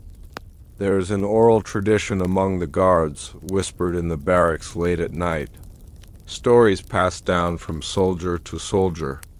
The scholars have the books, but the soldiers have the ghosts. They say that on certain nights near the Lateran, you can hear a woman crying. They say that the horses get spooked on the Vacus Papissa. Bartolomeo realizes that the cover-up failed because you cannot silence the environment. You cannot silence the stones, the animals, the soldiers. The truth leaks. I.e., why did the church keep the scraped books? Why didn't they burn them? This is the great paradox of the Vatican. They are obsessed with preservation. They believe that everything belongs to God, even the sins. Especially the sins. They kept the heretical books. They kept the magical grimories. They kept the evidence of their own crimes. They locked them up, yes, but they kept them. It is a form of hoarding. They are hoarding history. They believe that knowledge is power, and even dangerous knowledge is valuable if you control it. If they burn the book, the knowledge would be gone. But if they keep the book and control who reads it, they possess the power of the secret. Bartolomeo was allowed to read it because he was their man. The mistake they made was assuming his loyalty to the Pope was stronger than his loyalty to the truth. Bartolomeo Platna died in 1481. He was buried in the church of Santa Maria Maggiore. His Lives of the Popes became a bestseller in the terms of the 15th century. Because of him, the story of Joan survived into the age of printing. Once the printing press arrived, that machine the Holy Roman Emperor feared in our other story idea, the cover-up was doomed. You can scrape one piece of vellum. You cannot scrape 10,000 printed books. Bartolomeo was the bridge. He carried the truth across the chasm of the Dark Ages and handed it to the modern age. He is the patron saint of whistleblowers, the patron saint of curious librarians. He reminds us that one person in a quiet room with a candle and a sharp eye can defeat an empire of lies. The investigation is complete. The evidence is gathered. We have the paper trail. But the church is not just a bureaucracy. It is a religion. It speaks in symbols. The next step of our journey requires us to learn the language of symbols. We have to learn to read the gold, the silver, and the precious stones. We have to look at the fisherman's ring. We have touched the scraped parchment. And we have heard the silenced theologians, but the ultimate betrayal was not written in ink. It was cast in gold. The Catholic Church is an empire of symbols, and the most powerful symbol of all is the fisherman's ring. The heavy golden signet worn on the finger of the Pope used to seal the fate of nations. When the female Pope ascended the throne, she placed this forbidden ring upon her finger, and in that moment the symbol was corrupted. The Church could burn the books, but they could not destroy the memory of the secret that had been stamped into thousands of wax seals across Europe. They tried to melt down her history, to recast the gold into a lie, but the metal remembers. The symbols she left behind in the tarot, in the statues, in the very architecture of the Vatican are the buried keys to the truth. She left a mark that the fire could not touch. This is the truth the king buried ... We stand now in the tesoro, the treasury. It is a place of overwhelming sensory richness. The light here does not come from the sun. It comes from the reflection of candles against precious metals, gold, silver, ruby, sapphire, but we are not here for the jewels. We are here for the meaning. In the medieval world, an object was never just an object. It was a vessel for the divine. A king's crown was not just a hat. It was the physical weight of God's authority pressing down on his brow. And for the Pope, the Pontifex Maximus, the objects he wore were the tools of his magic. They were the conductors of the Holy Spirit. When Pope Joan, or John VIII, as she was known to the world, took the throne, she stepped into a world of masculine symbols. Every robe, every staff, every ring was designed for a man's body and a man's soul. The conspiracy of her reign is not just that she ruled, but that she inhabited these symbols. She wore the mask so perfectly that the mask became her face. But what happens when the mask is taken off? What happens to the objects when the person who wore them is declared a heretic, a monster, a non-person? Do the objects retain the memory of the touch? We must look closely at the fisherman's ring, the annulus piscatoris. This is the central artifact of our mystery. The fire is roaring in the forge. The smith is a master craftsman, but he is working with a trembling hand. He has been commissioned to create the ring for the new Pontiff. He takes a crucible of pure gold. He melts it down.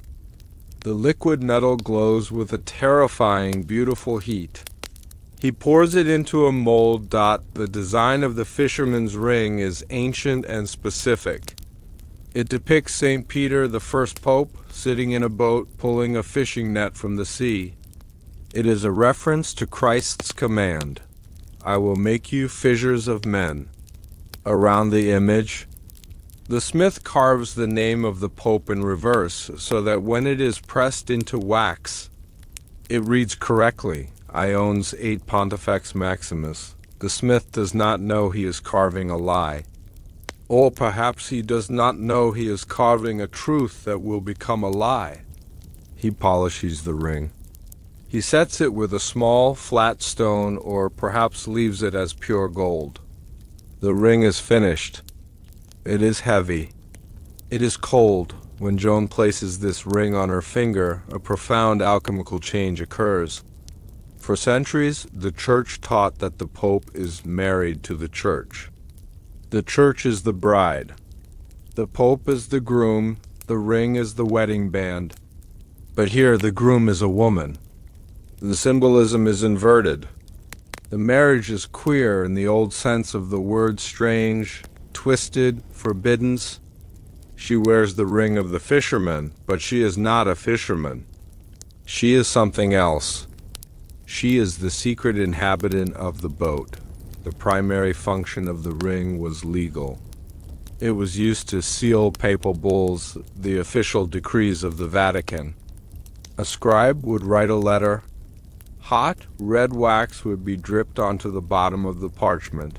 While the wax was still soft, the Pope would press the ring into it. Squish, the gold bites into the wax. The image of Peter and the name Iones are left behind, raised in relief. Once the wax hardened, that document became the law of God. During her reign of 2 years, 5 months and 4 days, Joan must have sealed thousands of documents. She sealed treaties. She sealed appointments of bishops. She sealed grants of land.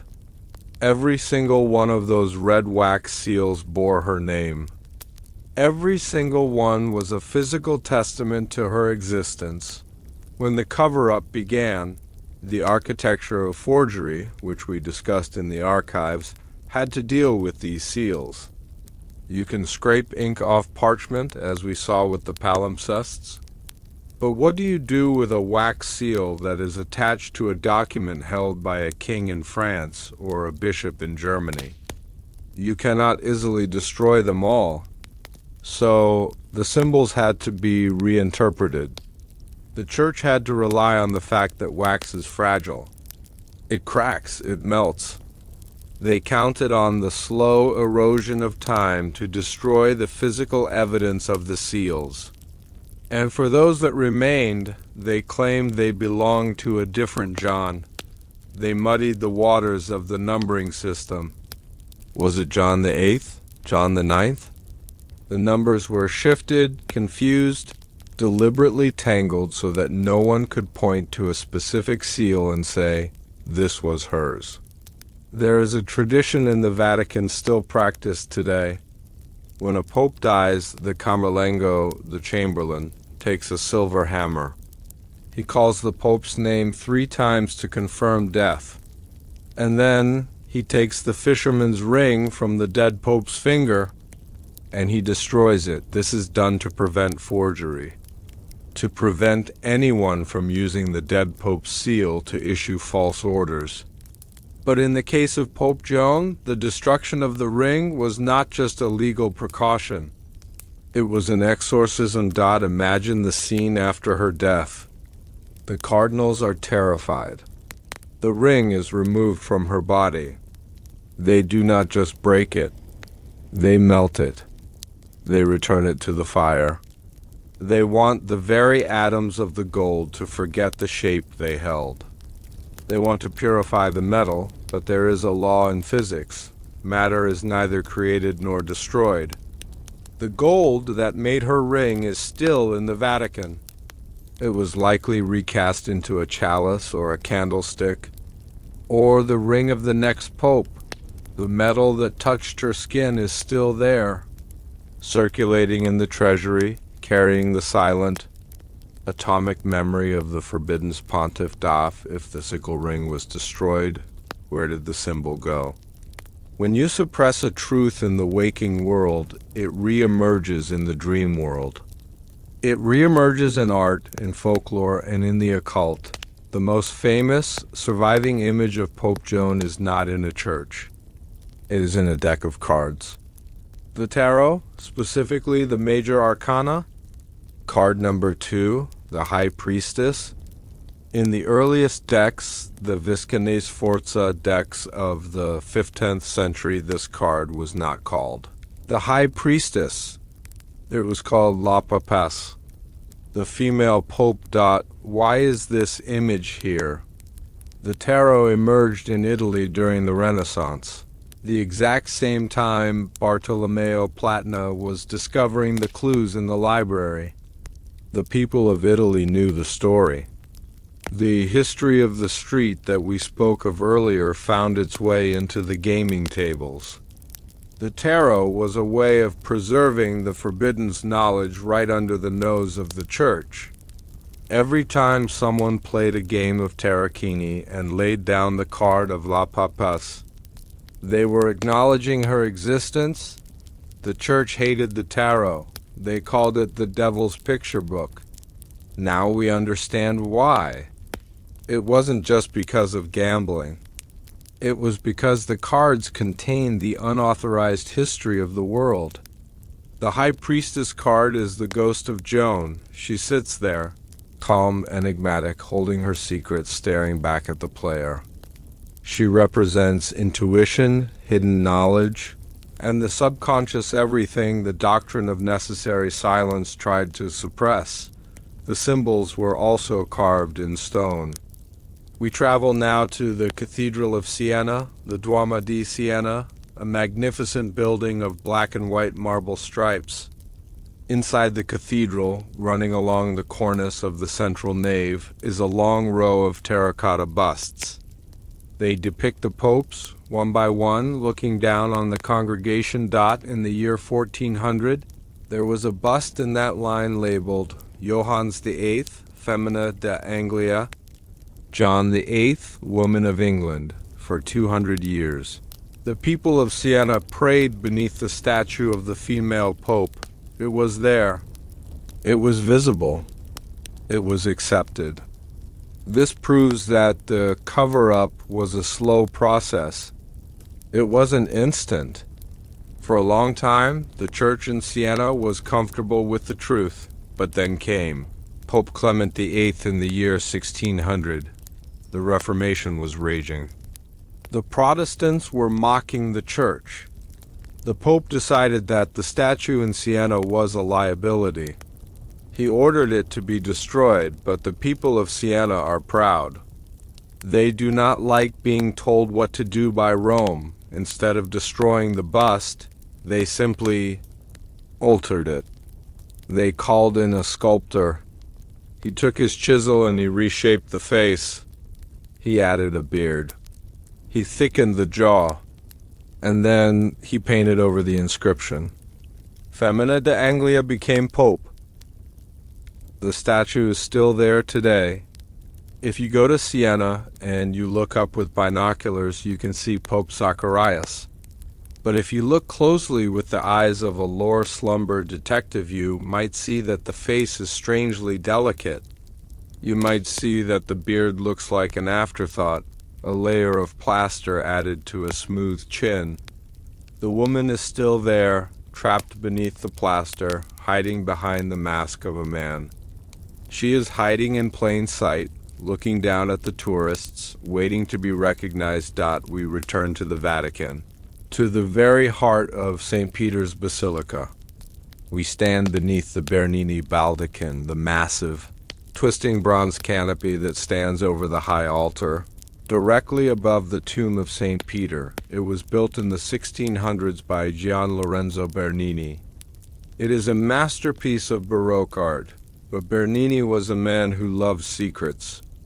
The huge bronze columns stand on marble plinths, bases.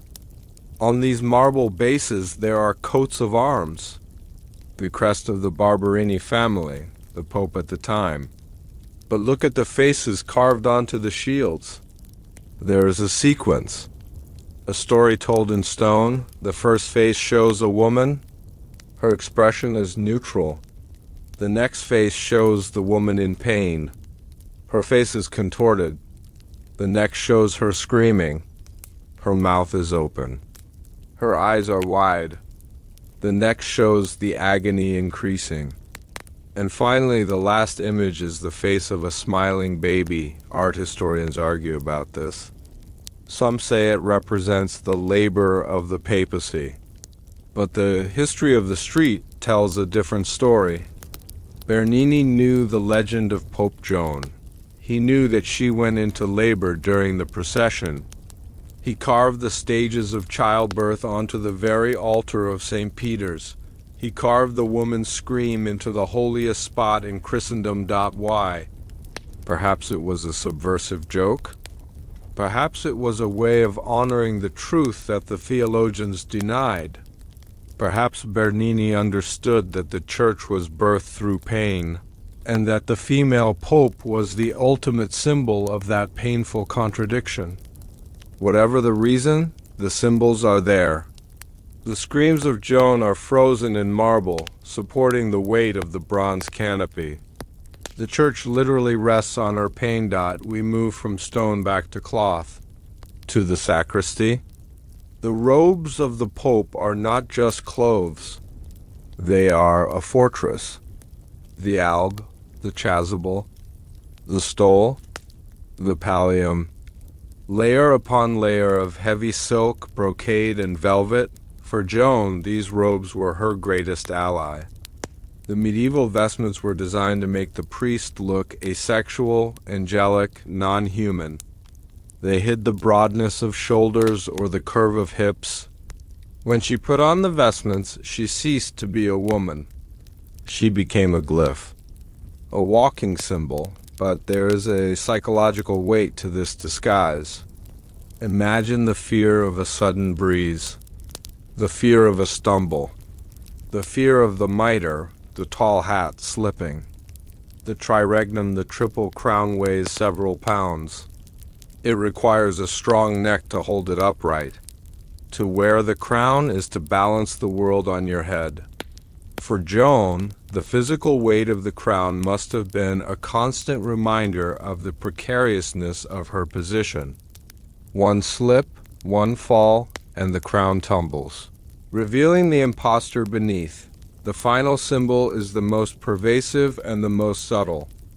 The image of the Madonna and Child, the Virgin Mary holding the infant Jesus. This is the most common image in Catholic art. It is everywhere, but after the 9th century, something shifted in the iconography. The theologians began to emphasize the Virgin Mary more intensely. The cult of the Virgin exploded in popularity. Why? Some scholars suggest it was a psychological compensation. The Church had been traumatized by a bad mother, Pope Joan, who gave birth in the street and shamed the Church. So they needed to elevate the good mother, the Virgin Mary, who was pure, obedient, and silent. They used the image of Mary to overwrite the image of Joan.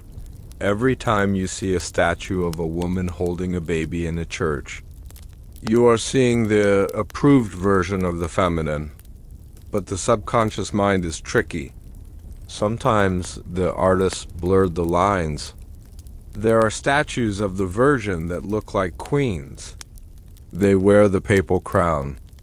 There are images of the Church personified as a woman ecclesia. She often holds a staff and wears a crown. Is that ecclesia? Or is it Joan? The symbols bleed into each other.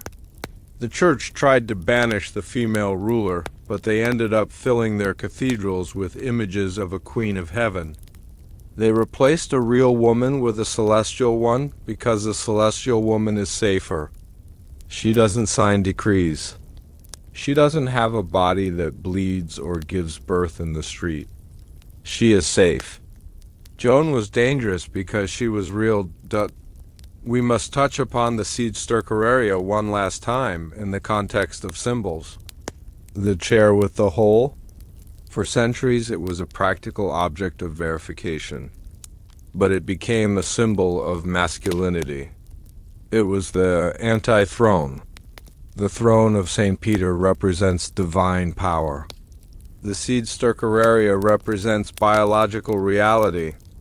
The Pope had to sit on both.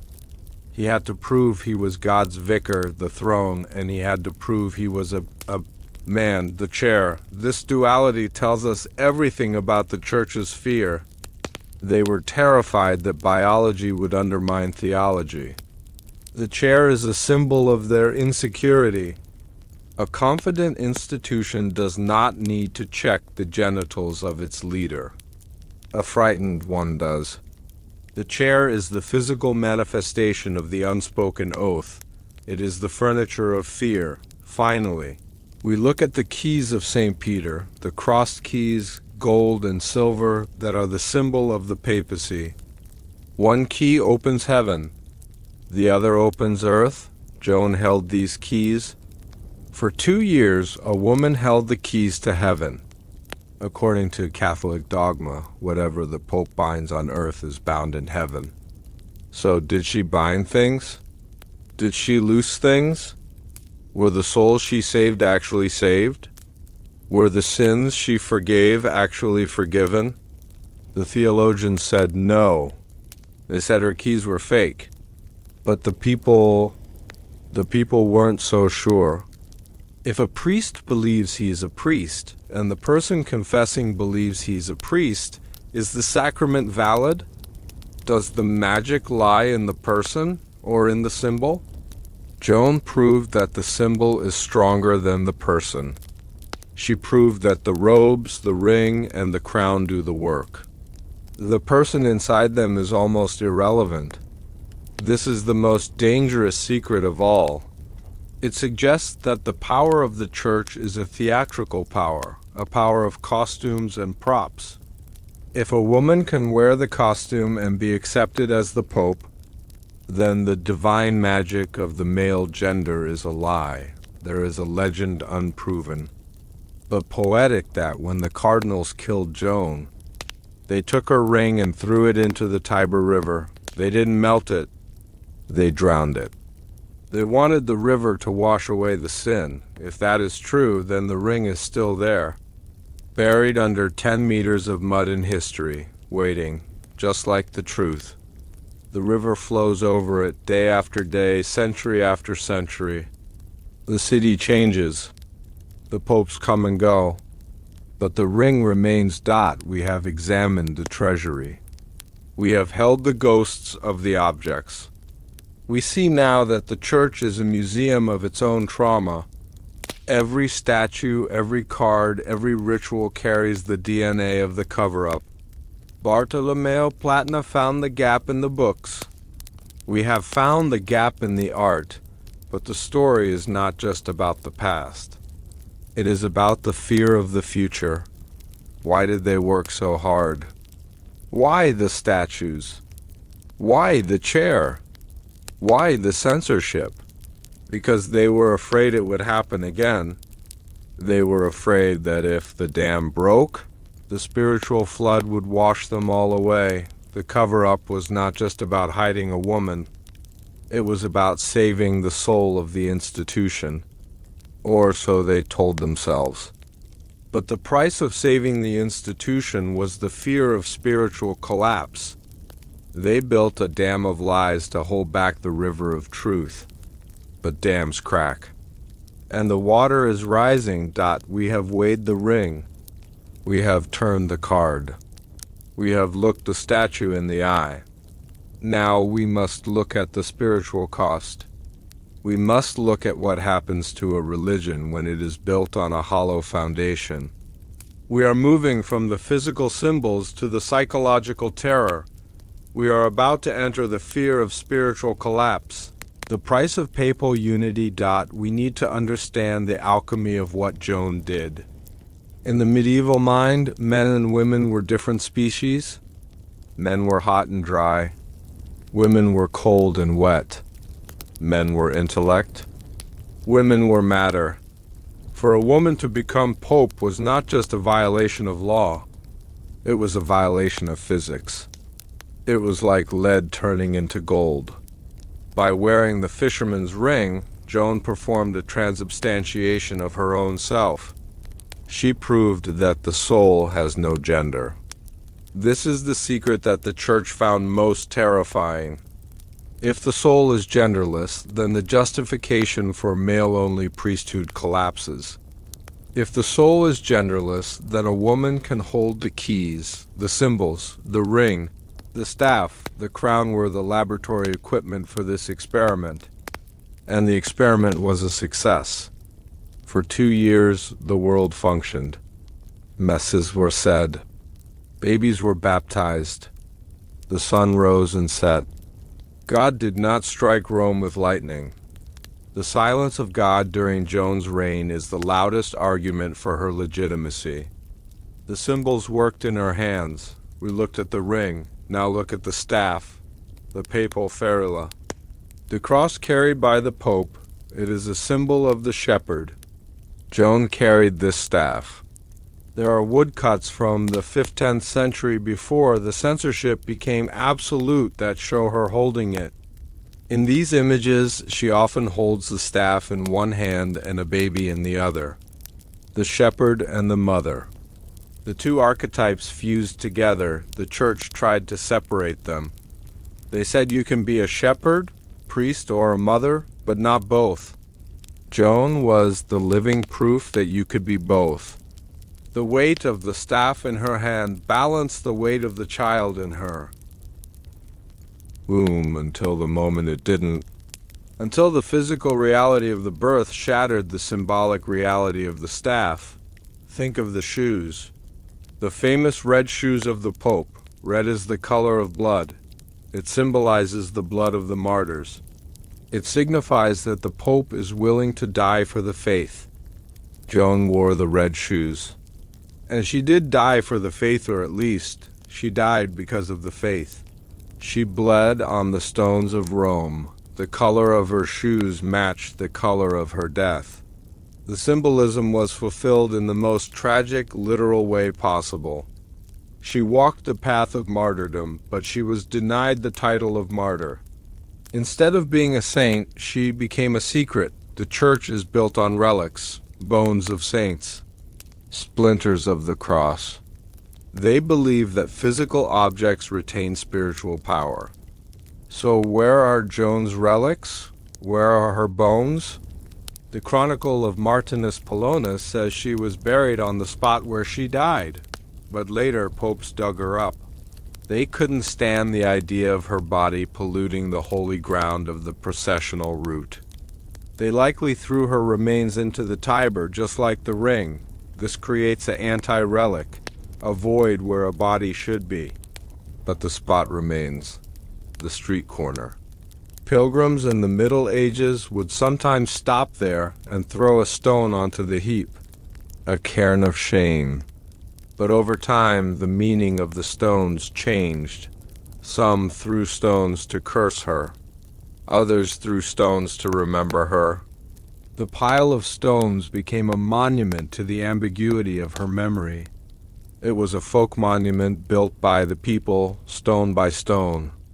The Church eventually cleared the stones away. They wanted the street smooth. They wanted no bumps in the road to jar the carriage of the Pope, but the memory of the stones remains in the folklore. Finally, the symbol of the name, John, Iones. It is the most common name for a pope, but after Joan, there was a hesitation. The numbering became confused. There is no Pope John the 20th in the official list. The Church skipped the number 20 to try and fix the error caused by the existence of the female pope in the 9th century. The mathematics of the papal lineage are broken. Every time a historian tries to count the popes named John, they stumble. The numbers don't add up. The ghost of Joan is hiding in the mathematics. She is the variable that breaks the equation. As we prepare to leave the world of symbols, ask yourself, what symbols do you carry? What rings, what clothes, what titles do you wear? And how much of your authority comes from those things, and how much comes from you? Joan teaches us that the symbol is powerful, but the truth is inevitable. She wore the ultimate disguise, but her own nature broke through. The ring could not contain the woman. The crown could not contain the mother. The weight of the fisherman's ring was heavy, yes, but the weight of the secret was heavier. And now that weight is shared. It is shared by the statue in Siena. It is shared by the tarot card on the table. It is shared by the stones of the street. And now it is shared by you. You are now the keeper of the ring. You know what the gold remembers. The greatest fear of the Vatican was never the devil. It was the truth. We have walked the streets where the female pope bled, and we have touched the gold ring she corrupted. But we have not yet faced the ultimate horror that kept the cardinals awake in the dark. The cover-up of Pope Joan was not just about hiding a woman. It was about preventing the total spiritual collapse of the Western world. The hierarchy realized that if the people knew the forbidden truth that a false Pope had sat on the throne of St. Peter, then every sacrament she performed, every bishop she ordained, and every soul she blessed was cursed, invalid, and hollow. To admit her existence was to admit that the gateway to heaven had been closed for 2 years. They buried her name to save their own authority. They built a lie so massive it became the foundation of their unity. They chose to deceive the faithful, rather than face the terrifying possibility that the church had failed. This is the truth the king buried. We must understand what fear meant to a person in the Middle Ages. Today, we fear poverty. We fear sickness, we fear loneliness. But in the 9th century, and for centuries after, the ultimate fear, the fear that eclipsed all others, was the fear of hell. It was not a metaphor, it was a physical place, a place of eternal fire and separation from God, and the only bridge across the abyss. The only safety line was the church. The Pope was the captain of that ship. He was the vicar of Christ, the literal representative of God on earth. The authority flowed down like a waterfall, from God to the Pope, to the bishops, to the priests, to the people. This was the chain of grace. It was a pipeline. As long as the pipe was intact, the water of salvation flowed. But what happens if a section of the pipe is rotten? What happens if the link in the chain is broken? This was the nightmare scenario that the existence of Pope Joan presented. It wasn't a scandal of gender. It was a scandal of validity. Let us dive deep into the theology of the lie. This is the why that explains the how. The Church operates on the belief that its sacraments are magic, divine magic, but magic nonetheless. When a priest says, "This is my body," the bread becomes the body of Christ. But the priest can only do that because he was ordained by a bishop. And the bishop can only do that because he was appointed by the Pope if Joan was a woman, and if the Church believes, as it did, that a woman cannot receive holy orders, then her ordination was fake.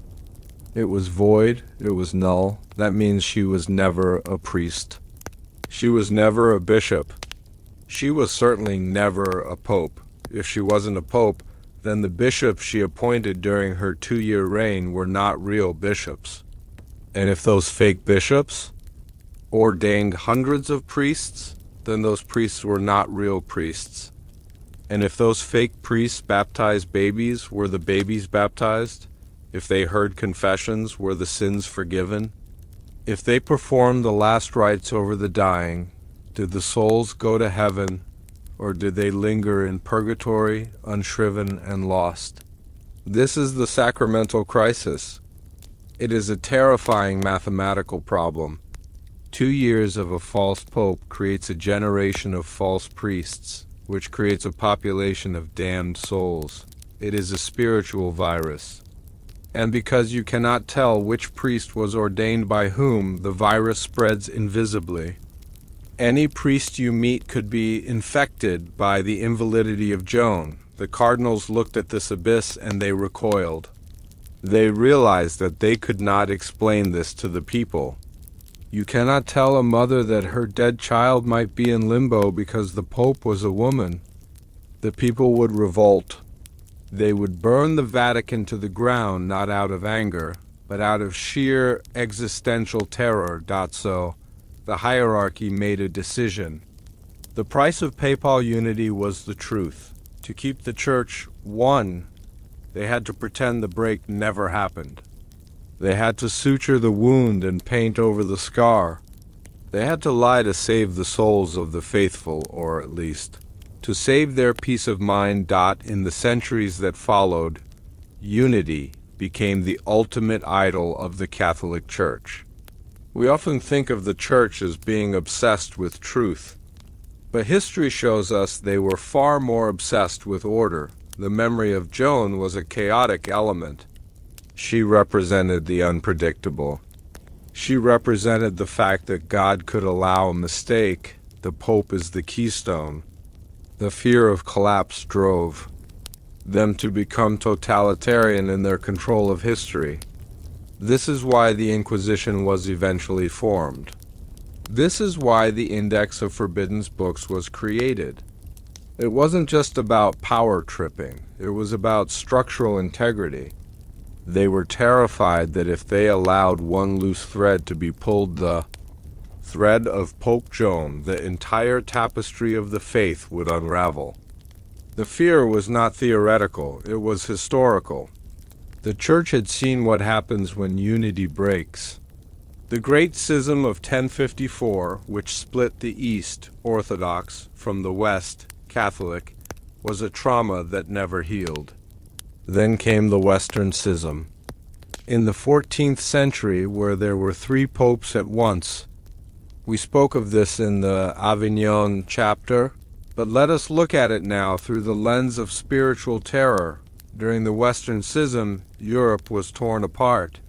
France supported one pope, England supported another. If you supported the wrong pope, you were technically excommunicated by the right pope. For 40 years, half of Christendom was technically damned by the other half. The anxiety of the common people was unbearable. Am I praying to the right God? Is my bishop a heretic? The hierarchy looked at the chaos of the schism and said, never again. They realized that ambiguity is the enemy of faith. The people need certainty. They need a rock. Even if the rock is a painted prop, it must look solid. Pope Joan was the ultimate ambiguity. She was the gray area in a black and white world. Therefore, she had to be erased. The doctrine of papal infallibility, which was officially defined much later in 1870, has its roots here. Infallibility is not about the Pope never making a mistake. It is about the Church never admitting it can be broken. It is a defensive shield forged in the fires of the Joan-covered dash-up. We must consider the psychology of the good men who kept the secret. It is easy to paint them as villains, but true history is rarely that simple. Many of them were pious men. They truly loved God, but they were trapped in a moral trap. Imagine you are a cardinal in the year 1400.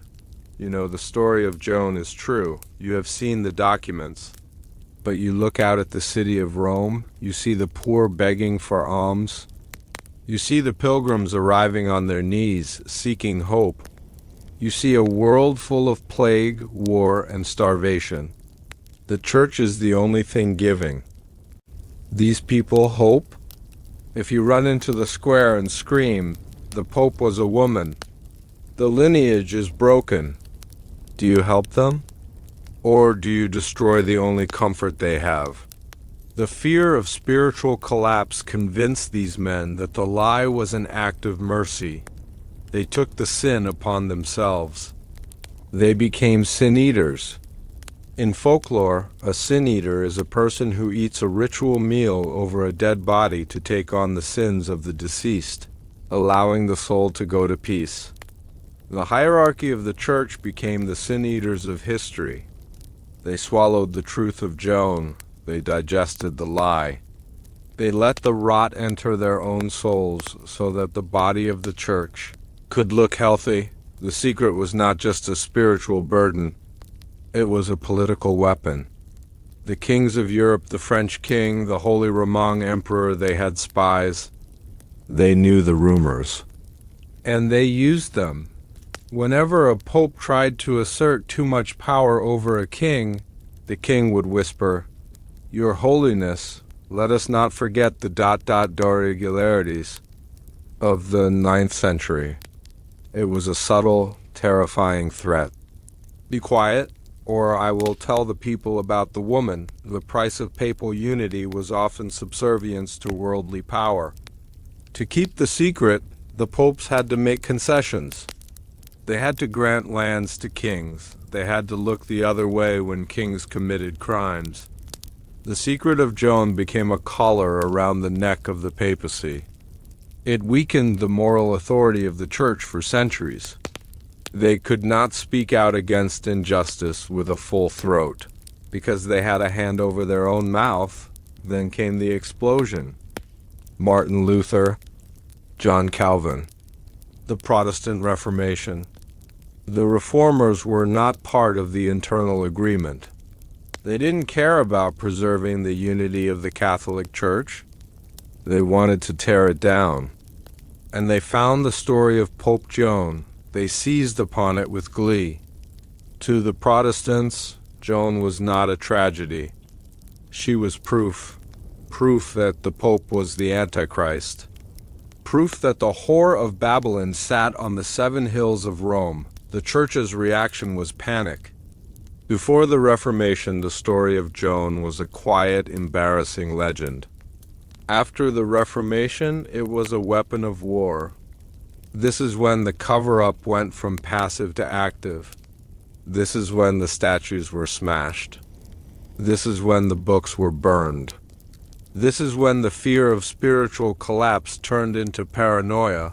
The church felt it was under siege, and a fortress under siege tolerates no dissent. The memory of Joan was the enemy inside the walls. It had to be hunted down. The price of unity went up. Now the price was blood.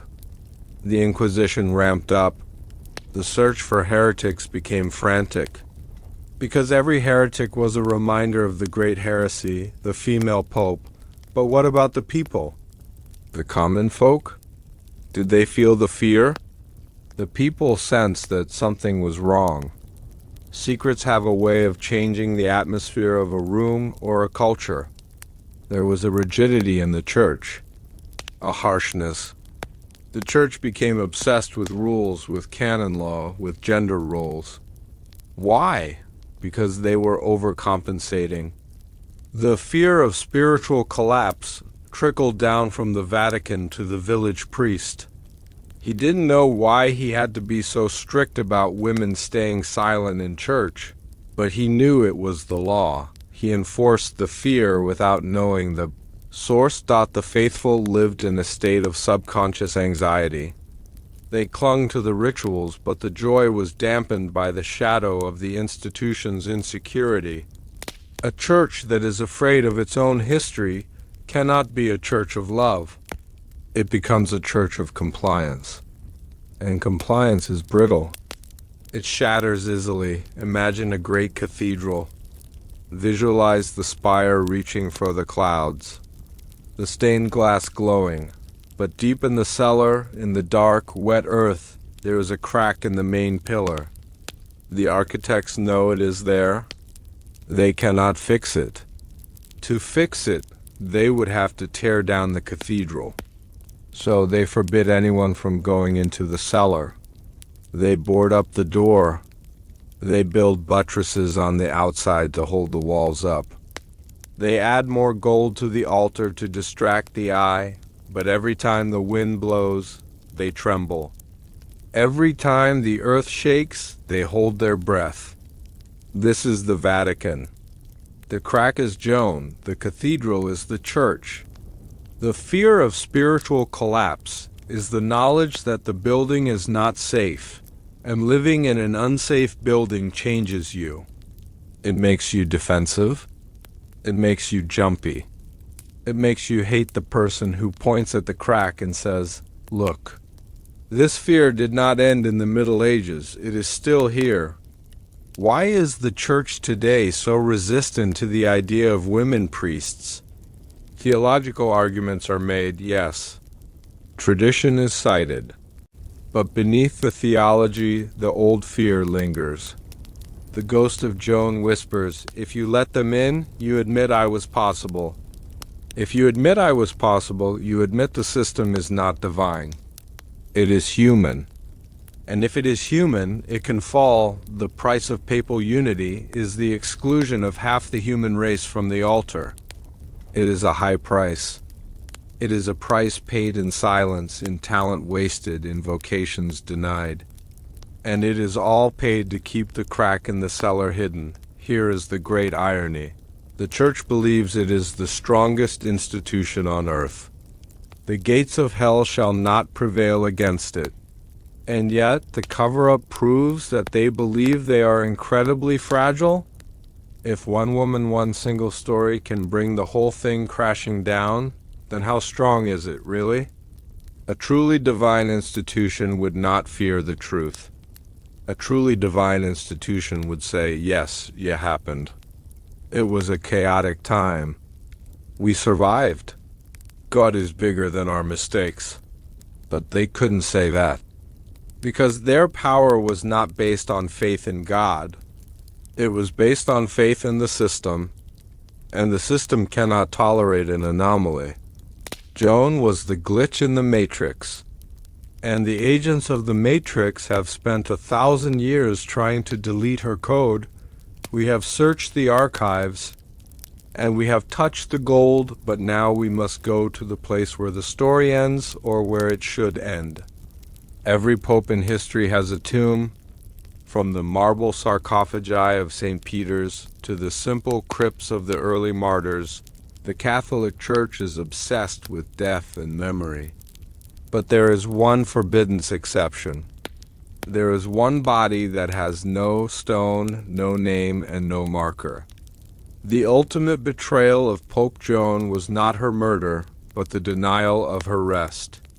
The kings of the earth are buried in glory, but the woman who wore the triple crown was cast into the void.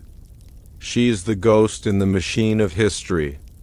The space where her tomb should be is empty, a gaping wound in the floor of the Vatican that screams louder than any inscription. They tried to bury her in oblivion, but an empty grave is the most haunting secret of all. This is the truth the king buried ... To understand the horror of an unmarked grave, we must first understand the importance of the tomb in the medieval mind. In the modern world, a grave is a place of remembrance. But in the Middle Ages, a grave was a place of resurrection. The location of your body mattered. To be buried in consecrated ground was essential for the salvation of the soul.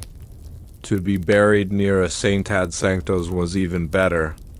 It meant you were in the inner circle of holiness, waiting for the trumpet to sound. For a pope, the tomb is the final seal of legitimacy. Walk through the Vatican grottos today. It is a silent marble city. You see the tombs of Benedict, of Clement, of Pius. They are carved from porphyry and granite. They are topped with effigy statues of the popes lying in eternal sleep, hands folded in prayer, wearing their crowns. These tombs are heavy. They are undeniable. They say to the world, "I was here. I ruled. I was God's vicar. The tomb is the anchor that holds the Pope in history. So, what happens when you remove the anchor? What happens when a Pope dies, and the cardinals decide that this person must not be found on the day of judgment?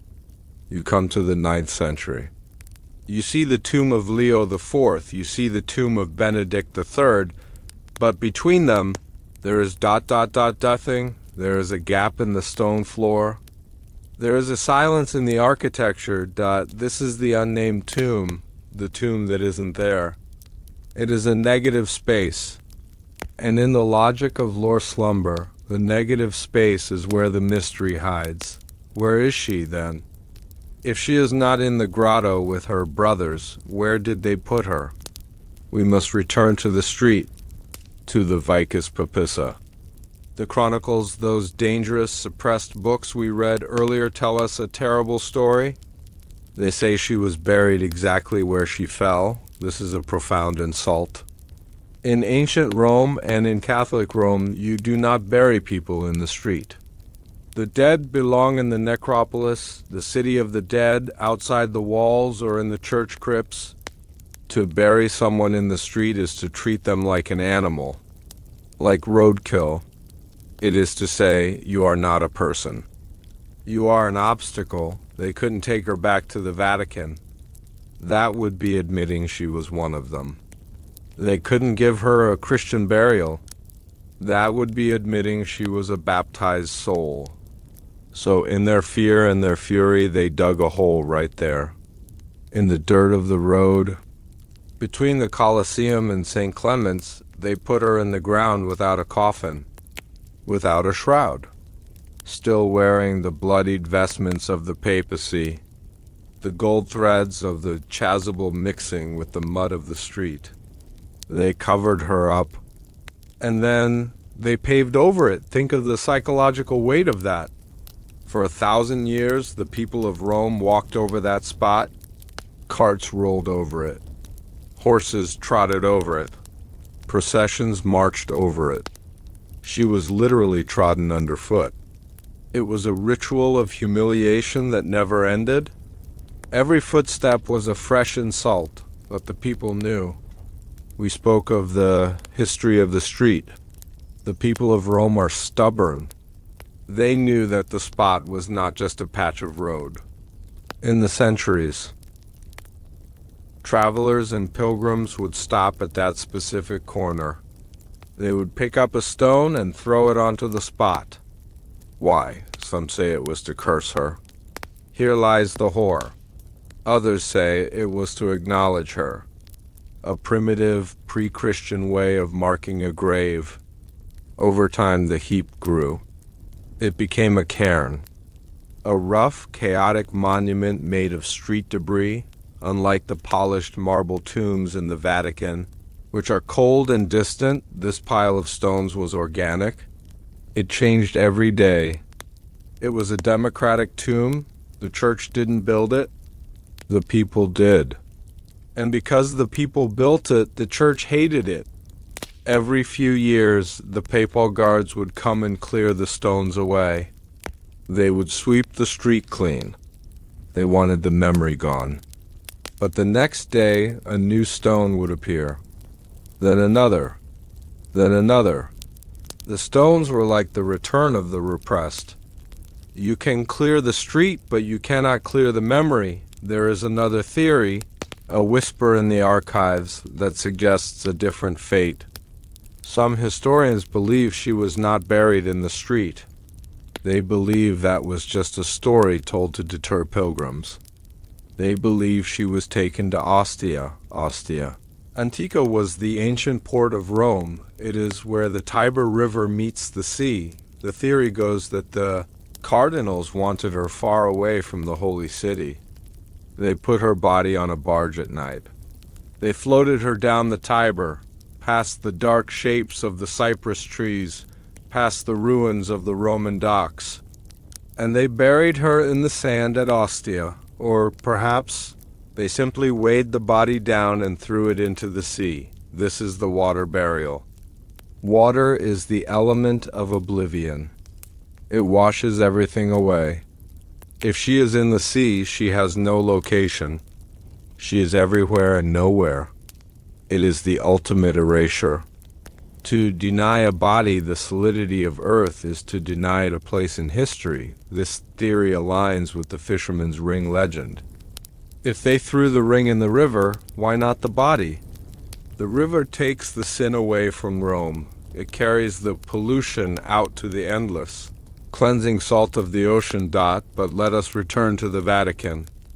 There is a curious story from the 16th century. During the renovations of St. Peter's Basilica, when they were building the massive new church we see today, workmen found a sarcophagus. It was an ancient Roman-style sarcophagus, but it was broken, and it was empty. Some whispered that this had been prepared for her, that before the discovery, before the birth, she had commissioned a tomb for herself. She was the Pope, after all. She expected to die a pope. She expected to be buried with honor. This empty stone box is a tragic symbol of her interrupted reign. It is a house with no tenant. The church destroyed it, of course, or reused the stone for the foundation of a new pillar. The Vatican is built on recycled history. The marble that lines the walls of St. Peter's was often taken from the Colosseum or ancient temples. Perhaps the stone that surrounds the altar today was once part of the tomb of Pope Joan. She has been absorbed into the building. She is part of the walls that exclude her. We must linger on the psychological impact of this missing tomb. Imagine being a historian in the Vatican Library. You have the list of popes. You walk the grotto. You check the names off the list. Leo, check. Benedict, check. Nicholas, check. But the list in your hand has a gap, and the floor has a gap. The two gaps align. This absence is a presence. In architecture, negative space is used to draw the eye. The missing tomb draws the mind.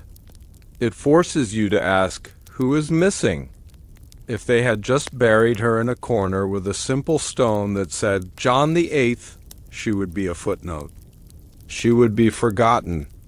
But by denying her a stone, they made her a mystery. They made her immortal. An unmarked grave is an open question that can never be answered. And as long as the question is open, the story is alive. The Vatican was continuing an ancient Roman tradition, damnatio memoria, the condemnation of memory. In ancient Rome, if an emperor was hated, like Nero or Domitian, the Senate would vote to erase him. They would chip his name off the triumphal arches. They would melt his coins. They would smash his statues. And they would deny him a tomb. The Catholic Church is the heir of the Roman Empire. They kept the Latin, they kept the architecture, and they kept the curses. They applied the damnatio memoria to Joan, but the Romans knew something the Church forgot. You can only erase a man who has no love. Nero was hated, so he was easily erased. But Joan was complicated. The people didn't necessarily hate her. They were shocked by her, yes. But they were also fascinated. You cannot use damnatio memoria on a legend. Legends don't need stone. They live in the air. They live in the whisper. Think of the modern concept of the tomb of the unknown soldier. We honor a body with no name. Pope Joan is the inverse. She is the unknown pontiff. She is the name with no body. In a way, she represents all the women who were erased from history. All the female scholars, the mystics, the leaders who were written out of the books. She is their patron saint. Her empty tomb is a monument to all the silence that has been imposed on women for centuries. Let us go deeper. Below the grottos are the catacombs. Miles of tunnels dug into the soft tufa rock. They are lined with niches L, Cl, I where the early Christians were buried. Thousands of skeletons. Most of them are anonymous. Just bones and dust. Is she there? Did a sympathetic monk, perhaps one who knew her secret, sneak her body down into the deep catacombs? Did he slide her into an anonymous slot, indistinguishable from the thousands of martyrs? If so, she is hiding in the crowd. She is safe in the anonymity of the mass grave. This is a comforting thought for a sleep story. The idea that she is not alone, that she is resting among the faithful, hidden from the judgment of the cardinals, embraced by the quiet community of the dead. The catacombs are a place of peace. The air is cool. The silence is absolute. No one can hurt her. No one can scrape her name because she has no name there. She is just a soul waiting for the light. There is one final, chilling detail about the tomb. A chronicler from the 14th century claims that there was a slab. He claims that for a brief time, shortly after her death, someone carved a stone and placed it near the spot where she died. The inscription was a riddle. 6 letters: P, P, P, P, Peter, Pater Patrum, Papis Perdito Partum. Peter, father of fathers, betray the childbearing of the female pope. It is a curse, a Latin hex. It calls upon St. Peter to expose her sin. This stone was said to exist for 100 years, worn down by the feet of pedestrians. Then it vanished, likely broken up and used to pave a road. But the riddle remains. It is a poetic tomb, a tomb made of words. And unlike stone, words cannot be smashed. The riddle of the 6 Ps is still in the history books. It is her epitaph. It is a cruel epitaph, yes, but it is proof that she was there. As we walk through the Vatican today, how do we sense the missing tomb? It is a feeling of discontinuity. You are walking through the timeline of history. 800, 810, 820, 840, and then a jump. 858. Your mind stumbles on the gap. It is like missing a step on a staircase in the dark. That lurch in your stomach, that is the tomb of Pope Joan. The guides won't tell you. The audio tour won't mention it. But now you know. When you close your eyes and imagine the floor of St. Peter's, you can see the faint outline of a trapdoor that isn't there. You can feel the cold draft coming up from the void. Dust is the great equalizer. The dust in the Vatican settles on the tombs of the saints and the floor of the empty spaces alike. It covers the gold and the stone. In the end, we are all dust. The Church fought so hard to differentiate Joan from the real popes, but in the realm of dust, they are all the same. Biology wins. Time wins. Entropy wins. The unnamed tomb is a reminder that all human power is temporary.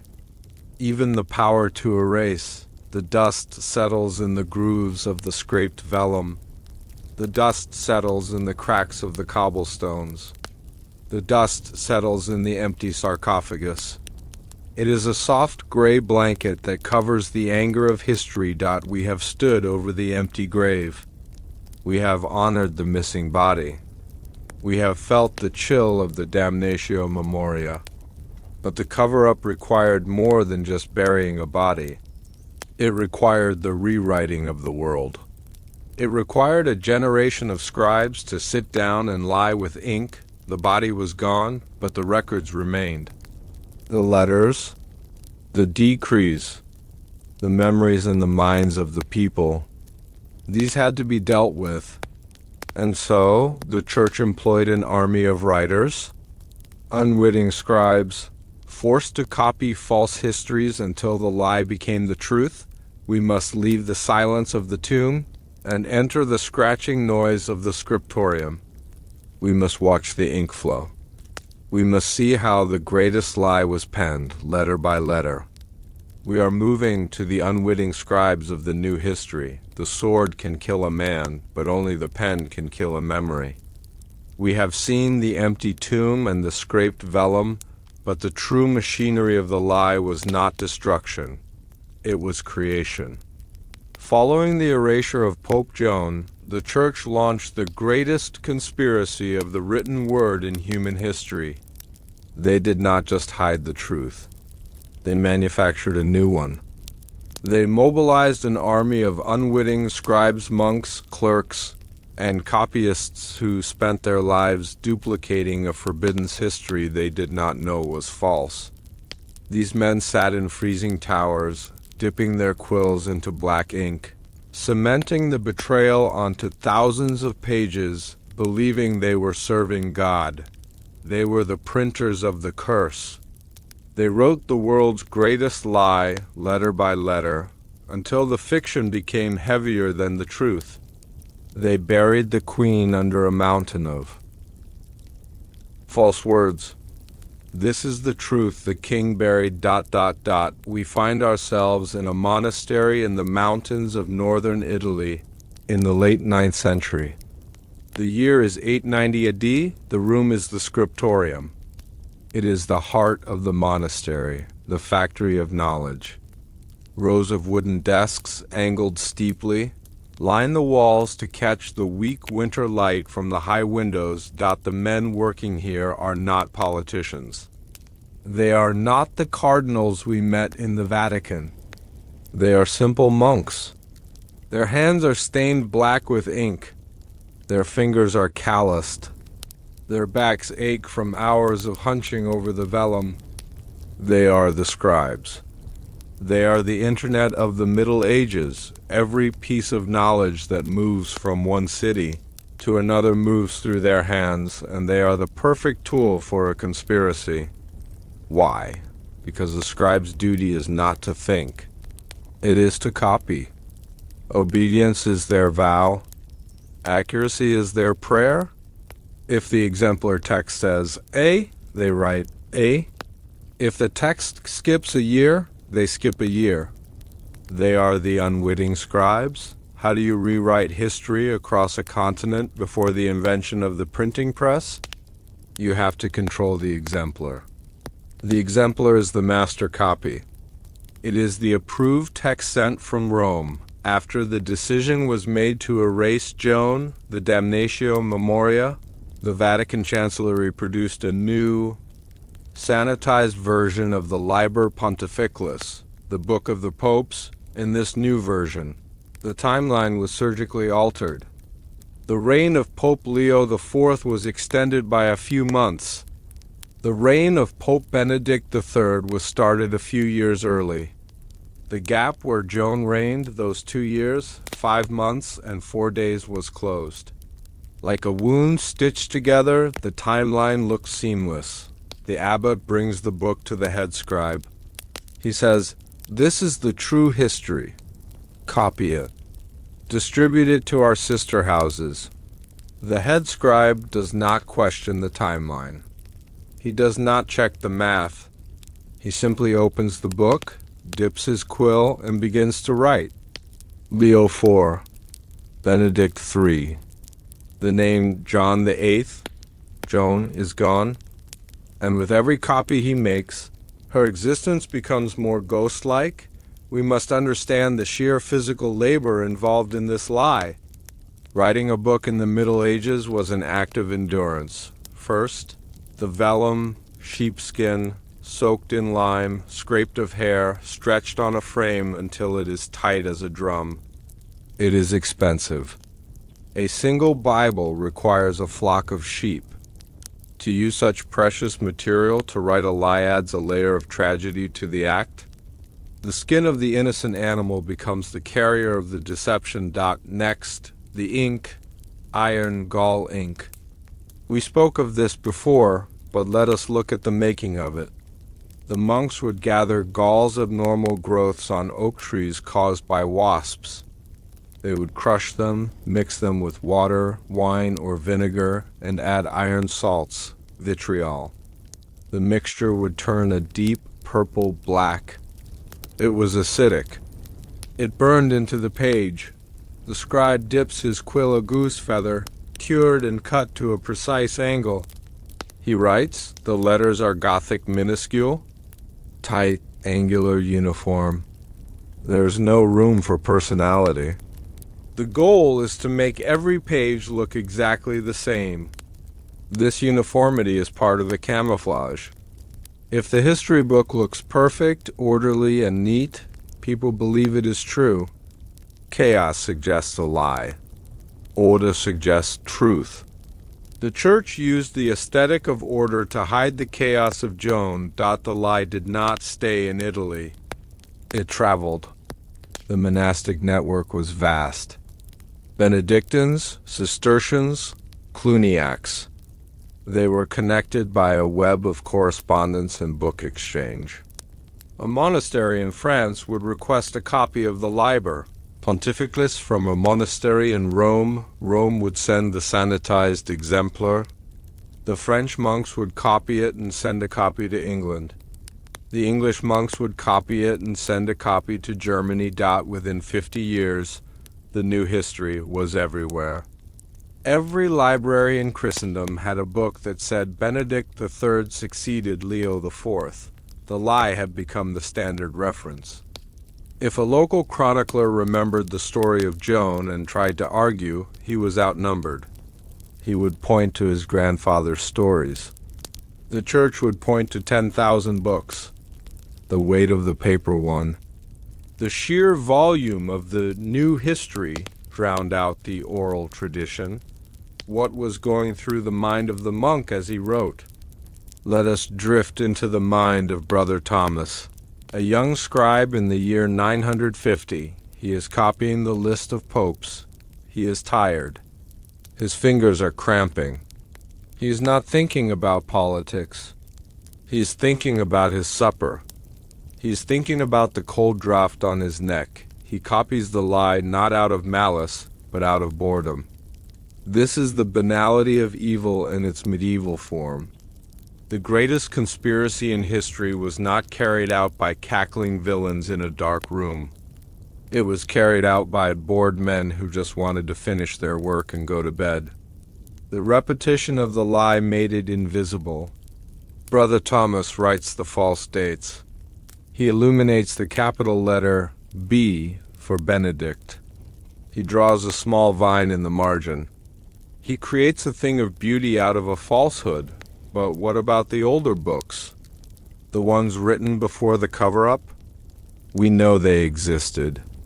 We discussed the Chronicon of Martinus Polonus earlier. The scribes were also tasked with repairing old books. This was a euphemism for censorship. A traveling corrector would arrive at the monastery. He would inspect the library. If he found an old chronicle that mentioned the female pope, he would click his tongue. Ah, he would say to the abbot, this book is corrupt.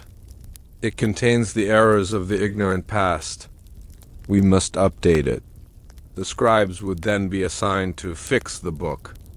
They would scrape away the offending page, the palimpsest.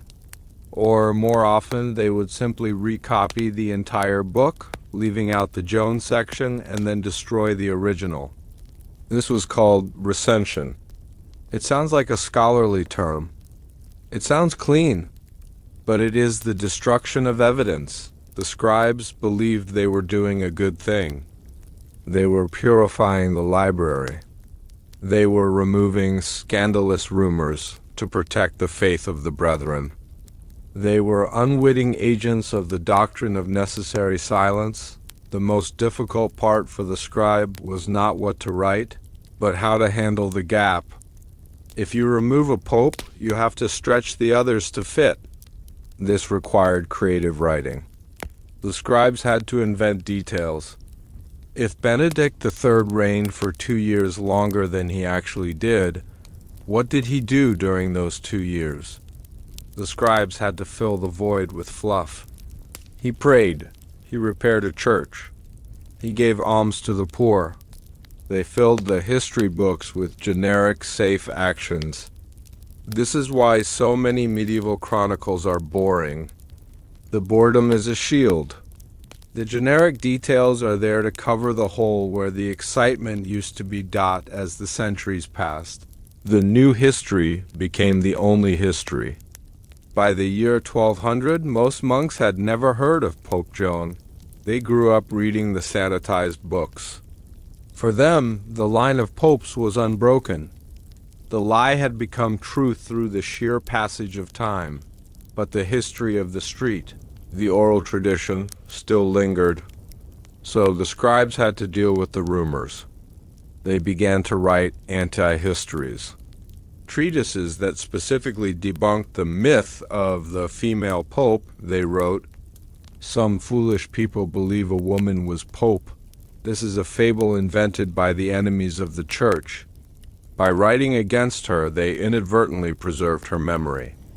But they framed her as a fairy tale.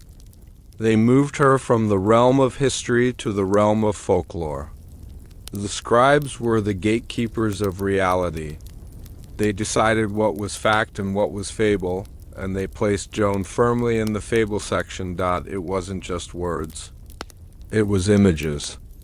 The illuminators, the artists who painted the pictures in the margins, were also part of the conspiracy. In the official portraits of the popes, they drew a long line of men. They gave them all beards. They gave them all heavy, masculine features. The image is powerful. If you see a picture of a man labeled Benedict III sitting on the throne in 856 A, your brain accepts it. The visual evidence reinforces the textual lie. The illuminators created a visual wall that blocked out the possibility of a woman. But sometimes the brush slipped, or the artist was mischievous. We find manuscripts where the figure of the Pope looks ... soft, where the beardless face looks out with a knowing smile.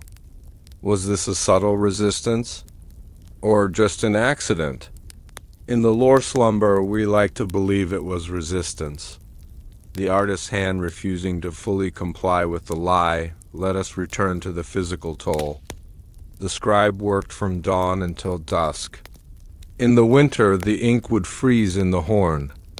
In the summer, the sweat would drip onto the parchment. Eye strain was common. Many monks went blind. The scribe's curse. They gave their eyesight to create a blind spot in history. They sacrificed their bodies to build the architecture of forgery. This is the tragedy of the unwitting scribe. He is a martyr for a cause he doesn't understand. He is a cog in a machine that is erasing a queen. The result of all this work was the creation of a labyrinth. The history of the papacy became a maze of conflicting texts, altered dates, and forged documents. If a scholar tried to find the truth, he would get lost in the paper trail.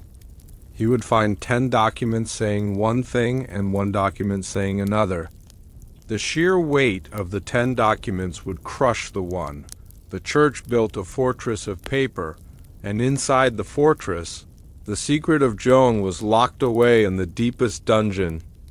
The scribes were the masons who built the walls, brick by paper brick. For 500 years, the scribes won. The lie held. But then came the machine that killed the scribe, the printing press. In the 1450s, Gutenberg invented movable type. Suddenly, you didn't need a monk to copy a book. You could print a fairy tale. Why the index of forbidden books? Why the death threats? Why the scraped vellum? The intensity of the erasure proves the reality of the threat. You don't fight a ghost with a flamethrower. You fight a flesh and blood reality. The church fought her with everything they had, and in the end, they won the battle for the history books. But they lost the battle for the truth. We return to the concept of moral decay. What does a lie do to a soul? What does a lie do to an organization? It rots it from the inside. It creates a culture of secrecy. It teaches the leaders that protecting the image is the highest virtue. Does this sound familiar? Does this echo in the modern scandals of the Church? The cover-up of Pope Joan was the original sin of the Vatican bureaucracy. It set the template: deny, destroy, silence. The echoes of Joan are heard in every subsequent cover-up. When you hear about secret archives, about silenced priests, about moved statues, you are hearing the echo of the 9th century. You are hearing the ghost of Joan walking the halls. Is there a way to heal the wound? Can the empty cathedral ever be filled? Perhaps the only way is through acknowledgement. Not necessarily admitting, yes, she was Pope, for the Church will likely never do that. But acknowledging the possibility. Acknowledging the fear. In the Lore Slumber, we offer a kind of reconciliation. We remember her. By telling her story, we put the stone back on the grave. We write the name back in the book. We treat her with the dignity she was denied. We are the new scribes, but we are not unwitting scribes. We are witting scribes. We write with our eyes open. We write with compassion. We are holding a vigil for the Pope that never was, and in our vigil, she exists. As long as one person remembers the story, the erasure is incomplete. The damnatio memoria failed. Because you are listening, the Church tried to master the art of forgetting, but memory is stubborn. Memory lives in the body of the Church. The architecture, the rituals remembers her. The procession route remembers her feet. The papal robes remember her shape. The Latin language remembers her name. We are made of memory. To sleep, we must let go of memory. We must drift into the void. But the void of sleep is different from the void of censorship. Sleep is a natural forgetting. Censorship is a violent forgetting. Tonight, we choose the natural path. We let the story settle. We let the dust fall. We let the anger fade, leaving only the mystery. Our footsteps are softer now. We pass the tomb of St. Peter. We pass the statue of Longinus. We push open the heavy doors. We step out into the cool night air of Rome. The stars are shining above the piazza. The obelisk stands in the center, silent and ancient. The fountains are flowing, splash, splash, splash. The water washes away the sins of the past. The city of Rome is asleep. The libraries are locked. The archives are sealed. But the truth is free. It is floating in the night air, carried by the breeze from the Tiber. The story of Joan has escaped the walls. It belongs to us now. What is the final legacy of Pope Joan? She is a reminder that history is written by the victors, but the truth is lived by the victims. She is a reminder to look for the gaps, to listen to the silence, to read the footnotes. She teaches us to question the official narrative. She teaches us that power is fragile, and that even the greatest empires are terrified of a single, inconvenient truth. But she is also a symbol of possibility. She represents the capacity of the human spirit to transcend boundaries, to cross the line between impossible and inevitable. She wore the mask of a man, but she revealed the power of a woman, and that revelation can never be unseen. We have completed the circle, from the cold open of the diary to the echo of the cathedral. We have traveled through time. We have seen the worst of humanity, the lies, the murders, the erasures. And we have seen the best, the persistence, the curiosity, the survival of the truth. Now it is time to rest. The mind must let go of the facts. The heart must let go of the indignation. The soul must find peace in the ambiguity. Maybe she was real. Maybe she was a legend. Does it matter? She is real now. She is real in this story. She is a companion in the dark. Now the heavy doors are closed behind us. The cathedral is sealed. The echoes are trapped inside, swirling in the darkness. But we are outside, under the canopy of stars. The infinite sky covers us. The same sky that looked down on Joan 1,000 years ago. The stars do not judge. They simply witness. They witness the rise and fall of popes, the building and crumbling of walls, the writing and scraping of books. It is all a blink of an eye to the stars. Feel the vastness of that time. Your worries are small against the scale of history. Your day is done. The story is done. There is nothing left to analyze, nothing left to solve. The mystery will be there tomorrow. For now, there is only the comfort of the night. The river that runs through Rome is the river of time. It flows past the Vatican. It flows past the castle of the Holy Angel. It flows past the ruins of the empire. It has seen everything. It saw the procession. It saw the panic. It saw the ring hit the water. But the river does not judge. It only flows. Flowing, dot, dot, dot, flowing, dot, dot, dot. Let your mind become like the river. Thoughts may rise to the surface, thoughts of the day, worries, questions. But the current is strong. It carries them away.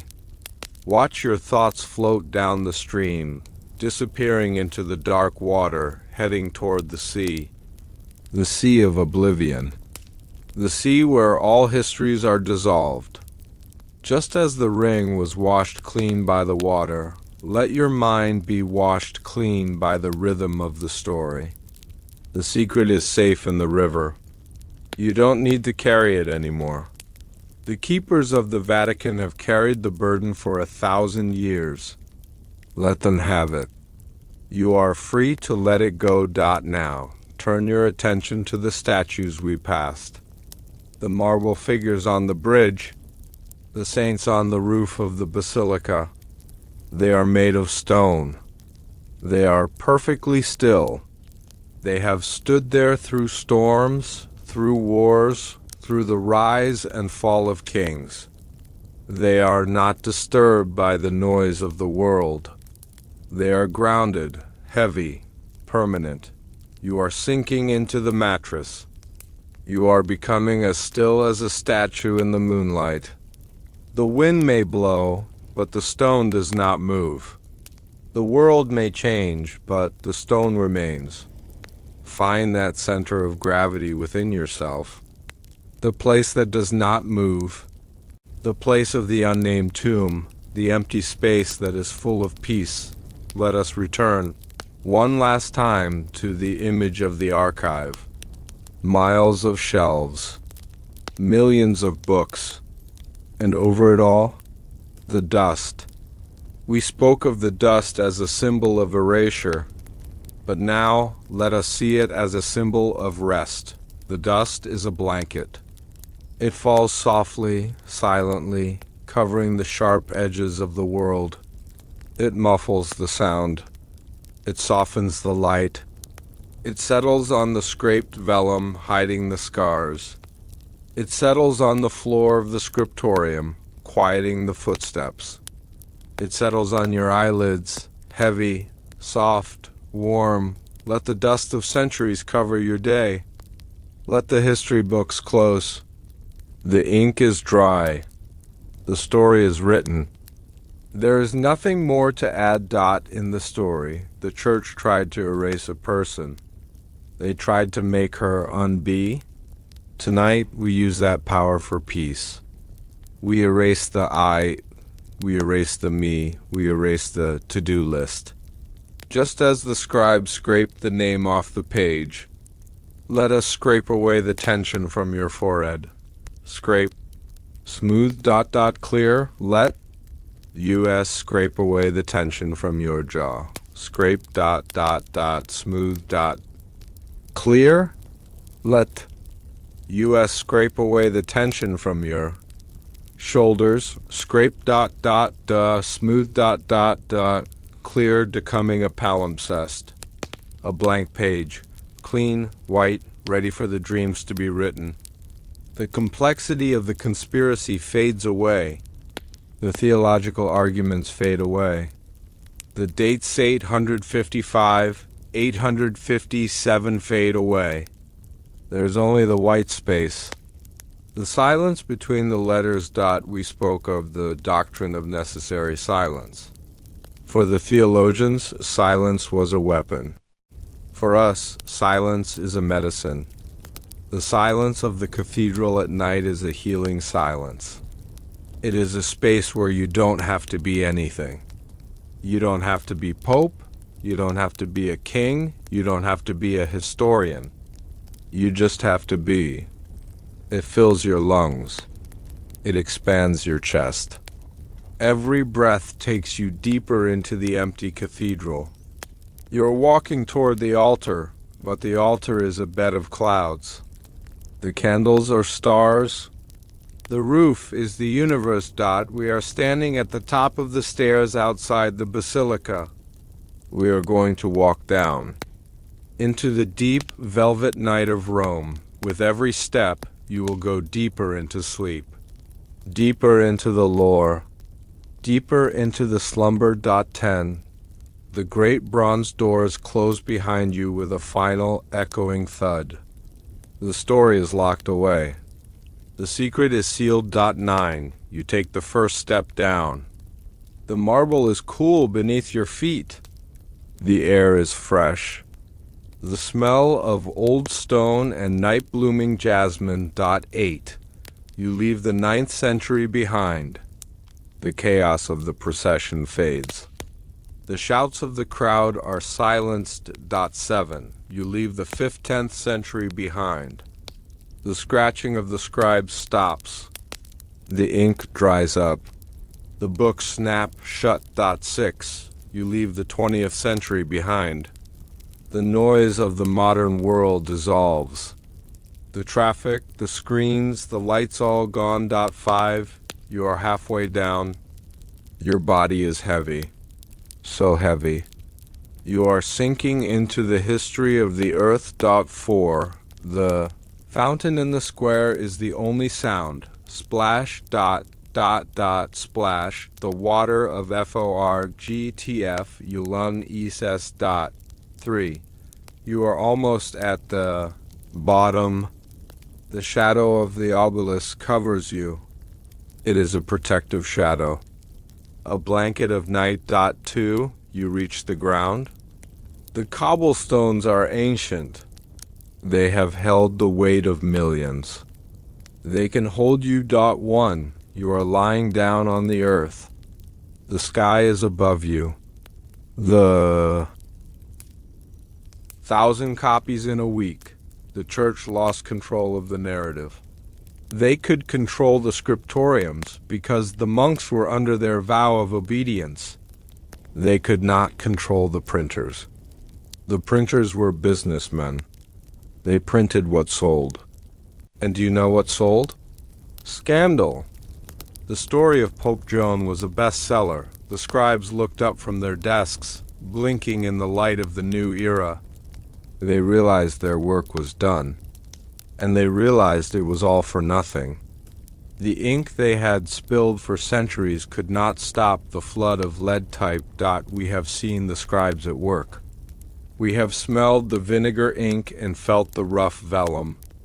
We understand how the lie was written, but we have not yet explored the legacy of this written lie. What happened to the books that survived? What happened to the scribes who asked too many questions? And most importantly, how did the new history shape the world we live in today? The story is not over. The ink is still wet. We must go deeper into the psychological conditioning of the Western mind. We must see how the scribes didn't just hide a pope. They changed the way we think about gender, power, and truth itself. The conspiracy did not end when the ink dried. It only just began. The most terrifying aspect of the cover-up was not the physical erasure, but the human machinery built to sustain it. For 600 years, a secret lineage of men cardinals, keepers, and silent ones took a forbidden oath known as the final vow.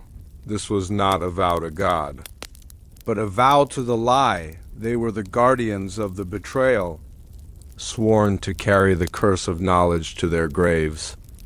They lived in the shadows of the Vatican, watching, censoring, and destroying any resurfacing truth about the female pope. They were a cult within a church, a dark heart beating inside the holy body. They knew that if the chain of silence was broken even once, the entire illusion of divine power would shatter. They sacrificed their souls to protect a ghost. This is the truth the king buried. We have explored the physical destruction of the evidence and the theological gymnastics used to justify it. But a secret of this magnitude, a secret that threatens the very foundation of the papacy, cannot be left to chance. It requires a human firewall. It requires guardians. Deep within the Vatican hierarchy, hidden behind the public face of the Church, a specific role evolved. It was never written in the official organizational charts. It had no public title, but among the initiated, it was known as the Custos Silenti, the keeper of the silence. This was not a job you applied for. It was a burden you inherited. Usually it was passed from an elder cardinal to a younger protege, someone brilliant, ambitious, but also compromised. Someone who valued order more than truth. The final vow was the oath taken by these men. It was distinct from their priestly vows. In their priestly vows, they promised obedience to God. In the final vow, they promised protection to the institution. Sometimes these two vows were in direct conflict. The keeper knew that to protect the institution, he might have to sin. He might have to lie, to steal, to destroy. And he accepted this damnation as the price of his loyalty. How do you keep a secret for 600 years? You have to turn it into a tradition. The knowledge of Pope Joan became a kind of negative tradition. Just as the Church handed down the Eucharist and the Gospels, the inner circle handed down the fear. Each generation of keepers was taught the specific dangers. They were taught where the bodies were buried, literally and metaphorically. They were taught which books in the library were infected. They were taught the code words used by heretics. This transmission of trauma created a specific psychological profile in the Vatican elite. They became paranoid. They saw enemies everywhere.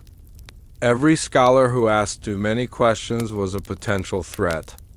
Every archaeologist digging near the Colosseum was a potential saboteur. The final vow turned the Vatican into a fortress of the mind. Let us move forward in time to the height of the Renaissance, the late 15th century, the era of the Borgias. Pope Alexander VI, Rodrigo Borgia, is on the throne. This is a time of excess, of corruption, of absolute power. The Borgias knew the secret. Of course they did. But their relationship to the final vow was different. They were not terrified pietists. They were cynical pragmatists. For the Borgias, the secret of Pope Joan was just another card in the deck. It was a leverage point. They understood that the Church's power relied on the illusion of sanctity. They knew that they themselves were far from holy. They had children, mistresses, poisons. So, the existence of a female pope in the past didn't shock them morally. It worried them politically. He knows that if the people accept that a woman was pope, they might accept that a sinner can be pope. Wait, that's dangerous. If the office is distinct from the person, then the Borgias are safe. But if the validity of the office depends on the purity of the lineage, the Borgias are doomed. So they upheld the final vow not out of religious fervor, but out of self-preservation. They enforced the silence with the sword and the poison cup. If a court poet made a joke about Pope Joan, he might find himself floating in the Tiber the next morning. The Borgias turned the silence into a mafia code, omerta. Then came the explosion we spoke of earlier, the Reformation. Luther, Calvin, Zwingli. The Church was under attack. In response, the Vatican launched the Counter-Reformation. This was a spiritual war, and in war you tighten security. The final vow became militarized. The Council of Trent, 1545 to 1563, was the war room. Here, the Church solidified its dogmas. They clamped down on everything: art, music, books, theology, and crucially history. Cardinal Caesar Baronius was tasked with writing the Annales Ecclesiastici, the official, massive history of the Catholic Church. His goal was to refute the Protestants. His specific mission regarding Pope Joan was total annihilation. He went through the records with a fine-toothed comb. He constructed elaborate arguments to prove Joan was a myth. He argued that the dates didn't fit, using the altered dates we discussed. He argued that the story was a satire that people mistook for fact. He created the official apologetic, the script that every Catholic defender would use for the next 400 years. Baronius was a keeper of the silence. He knew the truth was messier than he wrote. But he took the final vow to his desk. He sacrificed historical nuance for theological armor. He built a fortress of words so thick that the truth could not penetrate it. The greatest tool of the keepers was the Index Librorum Prohibitorum. The list of forbidden books, established in 1559, it was the ultimate censorship machine. Any book that mentioned Pope Joan as a fact was immediately placed on the index. Boccaccio's Famous Women, censored. Petrarch, censored. Chronicles from the Middle Ages, censored. If he finds a forbidden book, it is confiscated. It is burned. Or, if it is valuable, it is sent to the the hell section of the Vatican Library. The keepers didn't just destroy. They hoarded. They kept the infected books locked away, accessible only to those with the highest clearance, those who had taken the final vow. This created a two-tier reality: the public reality where Joan was a myth, and the private reality of the inner circle where the evidence was preserved in the dark. Why keep it? Because knowledge is power. You need to know what the enemy knows. The keepers studied the heretical texts so they could better refute them. They became experts in the very thing they denied. Time moves on. The 18th century arrives. The age of reason, Voltaire, Diderot, the encyclopedists. These men didn't care about papal bulls. They cared about evidence. They began to poke holes in the official history. Edward Gibbon wrote The Decline and Fall of the Roman Empire. He treated the Church not as a divine vessel, but as a human institution. The keepers were terrified. The Enlightenment was shining a bright, harsh light into the dark corners of the Vatican. The final vow had to evolve. It shifted from censorship to ridicule. Instead of burning people, which was no longer fashionable, they laughed at them. They framed the belief in Pope Joan as a superstition of the Dark Ages. Oh, you believe in the female pope? How quaint. You probably believe in dragons, too. This was a brilliant psychological tactic. They shamed the truth out of existence. They made it embarrassing for a serious historian to discuss her. The keepers realized that social pressure was more effective than the rack. There's a fascinating, almost forgotten moment in the early 19th century. Napoleon Bonaparte conquered Italy. He kidnapped the Pope, and he looted the Vatican archives. He packed up the entire secret archive and shipped it to Paris. For a few years, the archives were in France. Scholars in Paris had access to them. The keepers were in a panic. The final vow was broken by force. What if the French found the Joan documents? What if they found the scraped vellum? What if they found the cardinal's confession? But Napoleon was busy fighting wars. The archivists in Paris were overwhelmed by the sheer volume of material. Before a systematic search could be done, Napoleon fell. The archives were shipped back to Rome. When the archives returned to the Vatican, the keepers breathed a sigh of relief. They immediately locked the doors tighter than ever. They realized how close they had come to total exposure. This near miss hardened their resolve. The final vow became fanatical. They swore that never again would the secrets leave the Holy See. We enter the 20th century. The Church is losing its political power but retaining its spiritual influence. The final vow transforms again. It becomes bureaucratic. It becomes the no comment. It becomes the we have no records of that. When researchers ask to see documents from the 9th century, they are told they are too fragile or under restoration or misfiled. The keepers are now men in suits.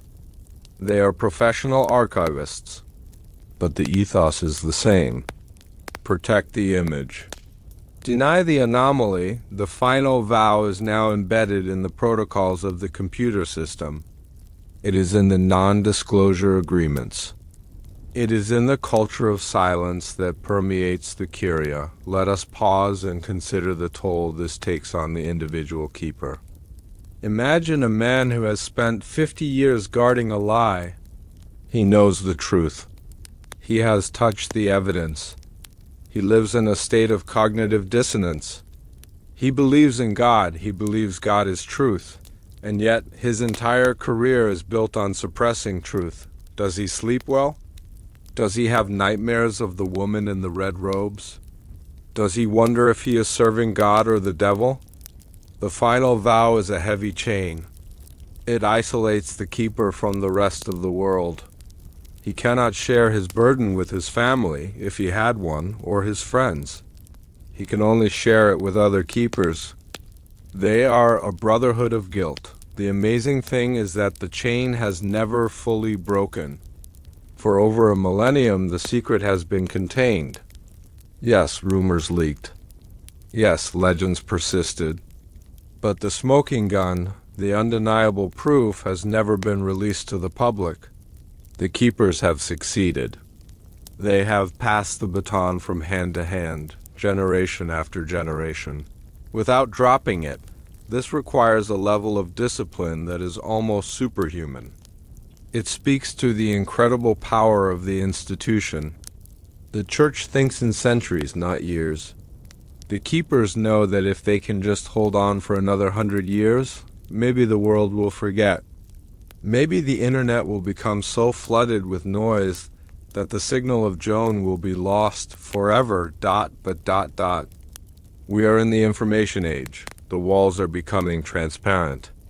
There are leaks. Vatican leaks, scandals. The grip of the keepers is slipping. There are young priests who are not as loyal to the institution as the old ones. There are hackers. There are AI algorithms that can scan digitized manuscripts and find the scraped text that the human eye misses. The final vow is facing its greatest test. Technology is the enemy of secrets. Somewhere, right now, a server is humming. Somewhere, a digital scan of a 9th century manuscript is being processed. The negative space where the ink used to be is being analyzed. The ghost is in the machine. As we prepare to leave the keepers in their shadows, we must ask, why? Why does it still matter? Who cares if a woman was Pope 1,000 years ago? The keepers care, because they know that the moment they admit they lied about this, the world will ask, what else are you lying about? It is the thread that unravels the sweater. The final vow is not really about Joan anymore. It is about the infallibility of the Church. It is about the survival of the hierarchy. They are guarding the gate, but the gate is rotting. We have reached the end of the labyrinth. We have touched the scraped parchment, we have walked the street of the curse, and we have listened to the forbidden silence of the theologians. Now, we stand in the center of the empty cathedral, facing the ultimate question that has haunted the Catholic Church for 1,000 years. Was the existence of Pope Joan the greatest betrayal of God's law, or was the Church's cover-up the true sin? The secret they buried was not just a woman's body. It was a mirror. By shattering that mirror, the Church cursed itself to live in a fractured reality, fighting a war against the truth that it could never win. The lie became the foundation of their power, but the cracks in that foundation are where the light gets in. She was the Pontiff who never was, yet she is the ghost who never left. This is the truth the king buried. There is a specific quality to the silence inside a great cathedral. It is not an empty silence. It is a heavy silence. It is a silence filled with the vibrations of millions of prayers whispered over centuries. In St. Peter's Basilica, the air itself feels ancient. It is recycled breath. The breath of saints, the breath of sinners, the breath of popes. Tonight, in our Lore Slumber, we are walking down the central nave. We are looking for the echo. An echo is a sound that returns to you. It is a memory of a noise. The story of Pope Joan is the greatest echo in Christendom. The Church tried to stop the sound. They built walls of silence. They burned the books. But you cannot kill an echo. You can only muffle it.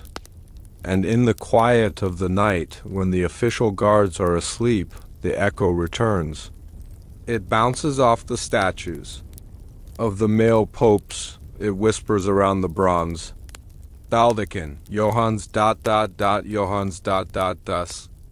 Cathedral was built to glorify the unbroken line of Peter. Every stone was laid to prove the authority of the man. But the very vastness of the building makes the absence of the woman more profound. She is the missing note in the symphony. And because she is missing, the music is unresolved. It hangs in the air, waiting for a resolution that never comes. The subtitle of our final chapter asks, was she the Church's greatest mistake? We must unpack this word, mistake.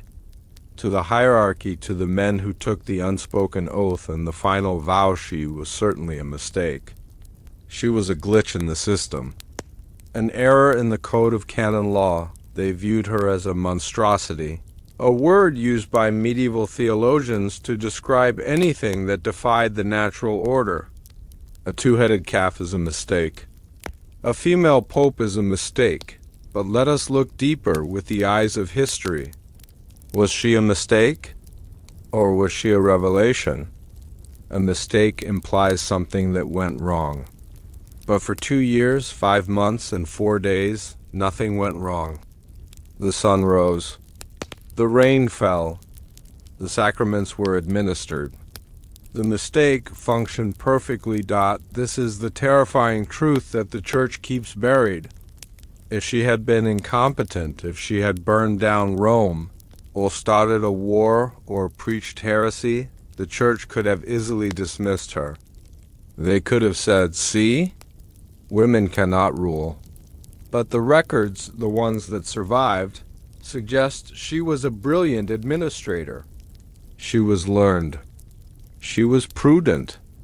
The mistake was that she was too good. She proved that the spiritual capacity of a woman was equal to that of a man. And that was the error that the system could not tolerate. The mistake wasn't her gender. The mistake was the system's inability to accept her gender. What if the procession had gone differently? What if she hadn't given birth in the street? What if she had revealed her secret on her deathbed after a long and successful reign? Imagine a timeline where the Church accepted her, Pope Joan I. Imagine if the Church had said, "The Holy Spirit blows where it wishes. It chose a woman. So be it." How would the world be different tonight? Would the status of women in the West have changed 1,000 years earlier? Would the witch trials have happened? Would the Reformation have happened?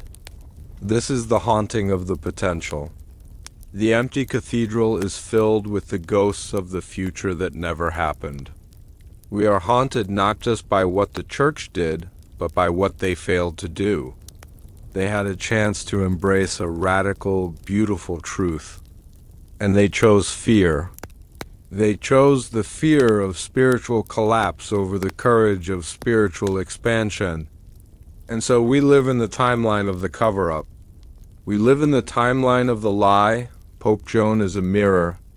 When the Church looks at her, they see their own insecurity. A confident institution does not need to erase history. A confident institution can say, "We have a complex past."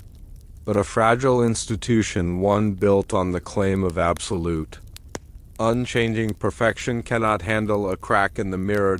So they smash the mirror. But a smashed mirror still reflects. It just reflects a fragmented image. The story of Joan reflects the fragmented soul of the Church. On one side, the desire for truth and holiness. On the other side, the desire for power and control. Joan stands right in the middle of that fracture. The Church chose safety. And in doing so, they created a danger that has lasted for a millennium. The danger of the secret. We spoke of the tarot. We spoke of the statues. These are the lifeboats of the story. When the great ship of official history refused to carry her, the story jumped onto small rafts. It survived in folklore. It survived in jokes. It survived in plays. Why? Why did the common people refuse to let her go? Because there is something deeply satisfying about the trickster archetype, the smart woman who fooled the powerful men. It is the story of the underdog. Johannes Anglicus, the scholar, the stranger, the woman in disguise. She is a hero of the imagination, even if, and let us be rigorous historians for a moment, even if she was purely a legend, though the evidence suggests otherwise, the persistence of the legend is a fact. The fact that people wanted her to exist says something about the human spirit. We want the impossible to be true. We want the barriers to be broken. The echo in the cathedral is the echo of our own desire for a world where merit matters more than gender. Let us review the case file one last time in the quiet of the sleep story. We have the chronicles, Martinus Polonus, Marianus Scotus. We have the artifacts, the seed stercoraria, the altered statues. We have the geography, the vicus papissa. We have the psychology, the intense, paranoid censorship. If you were a juror in the court of history looking at this pile of circumstantial evidence, what would you conclude? Usually, where there is smoke, there is fire. But here, where there is smoke, there is a burnt book. The very act of burning the evidence is the strongest evidence of all. If she was just a silly,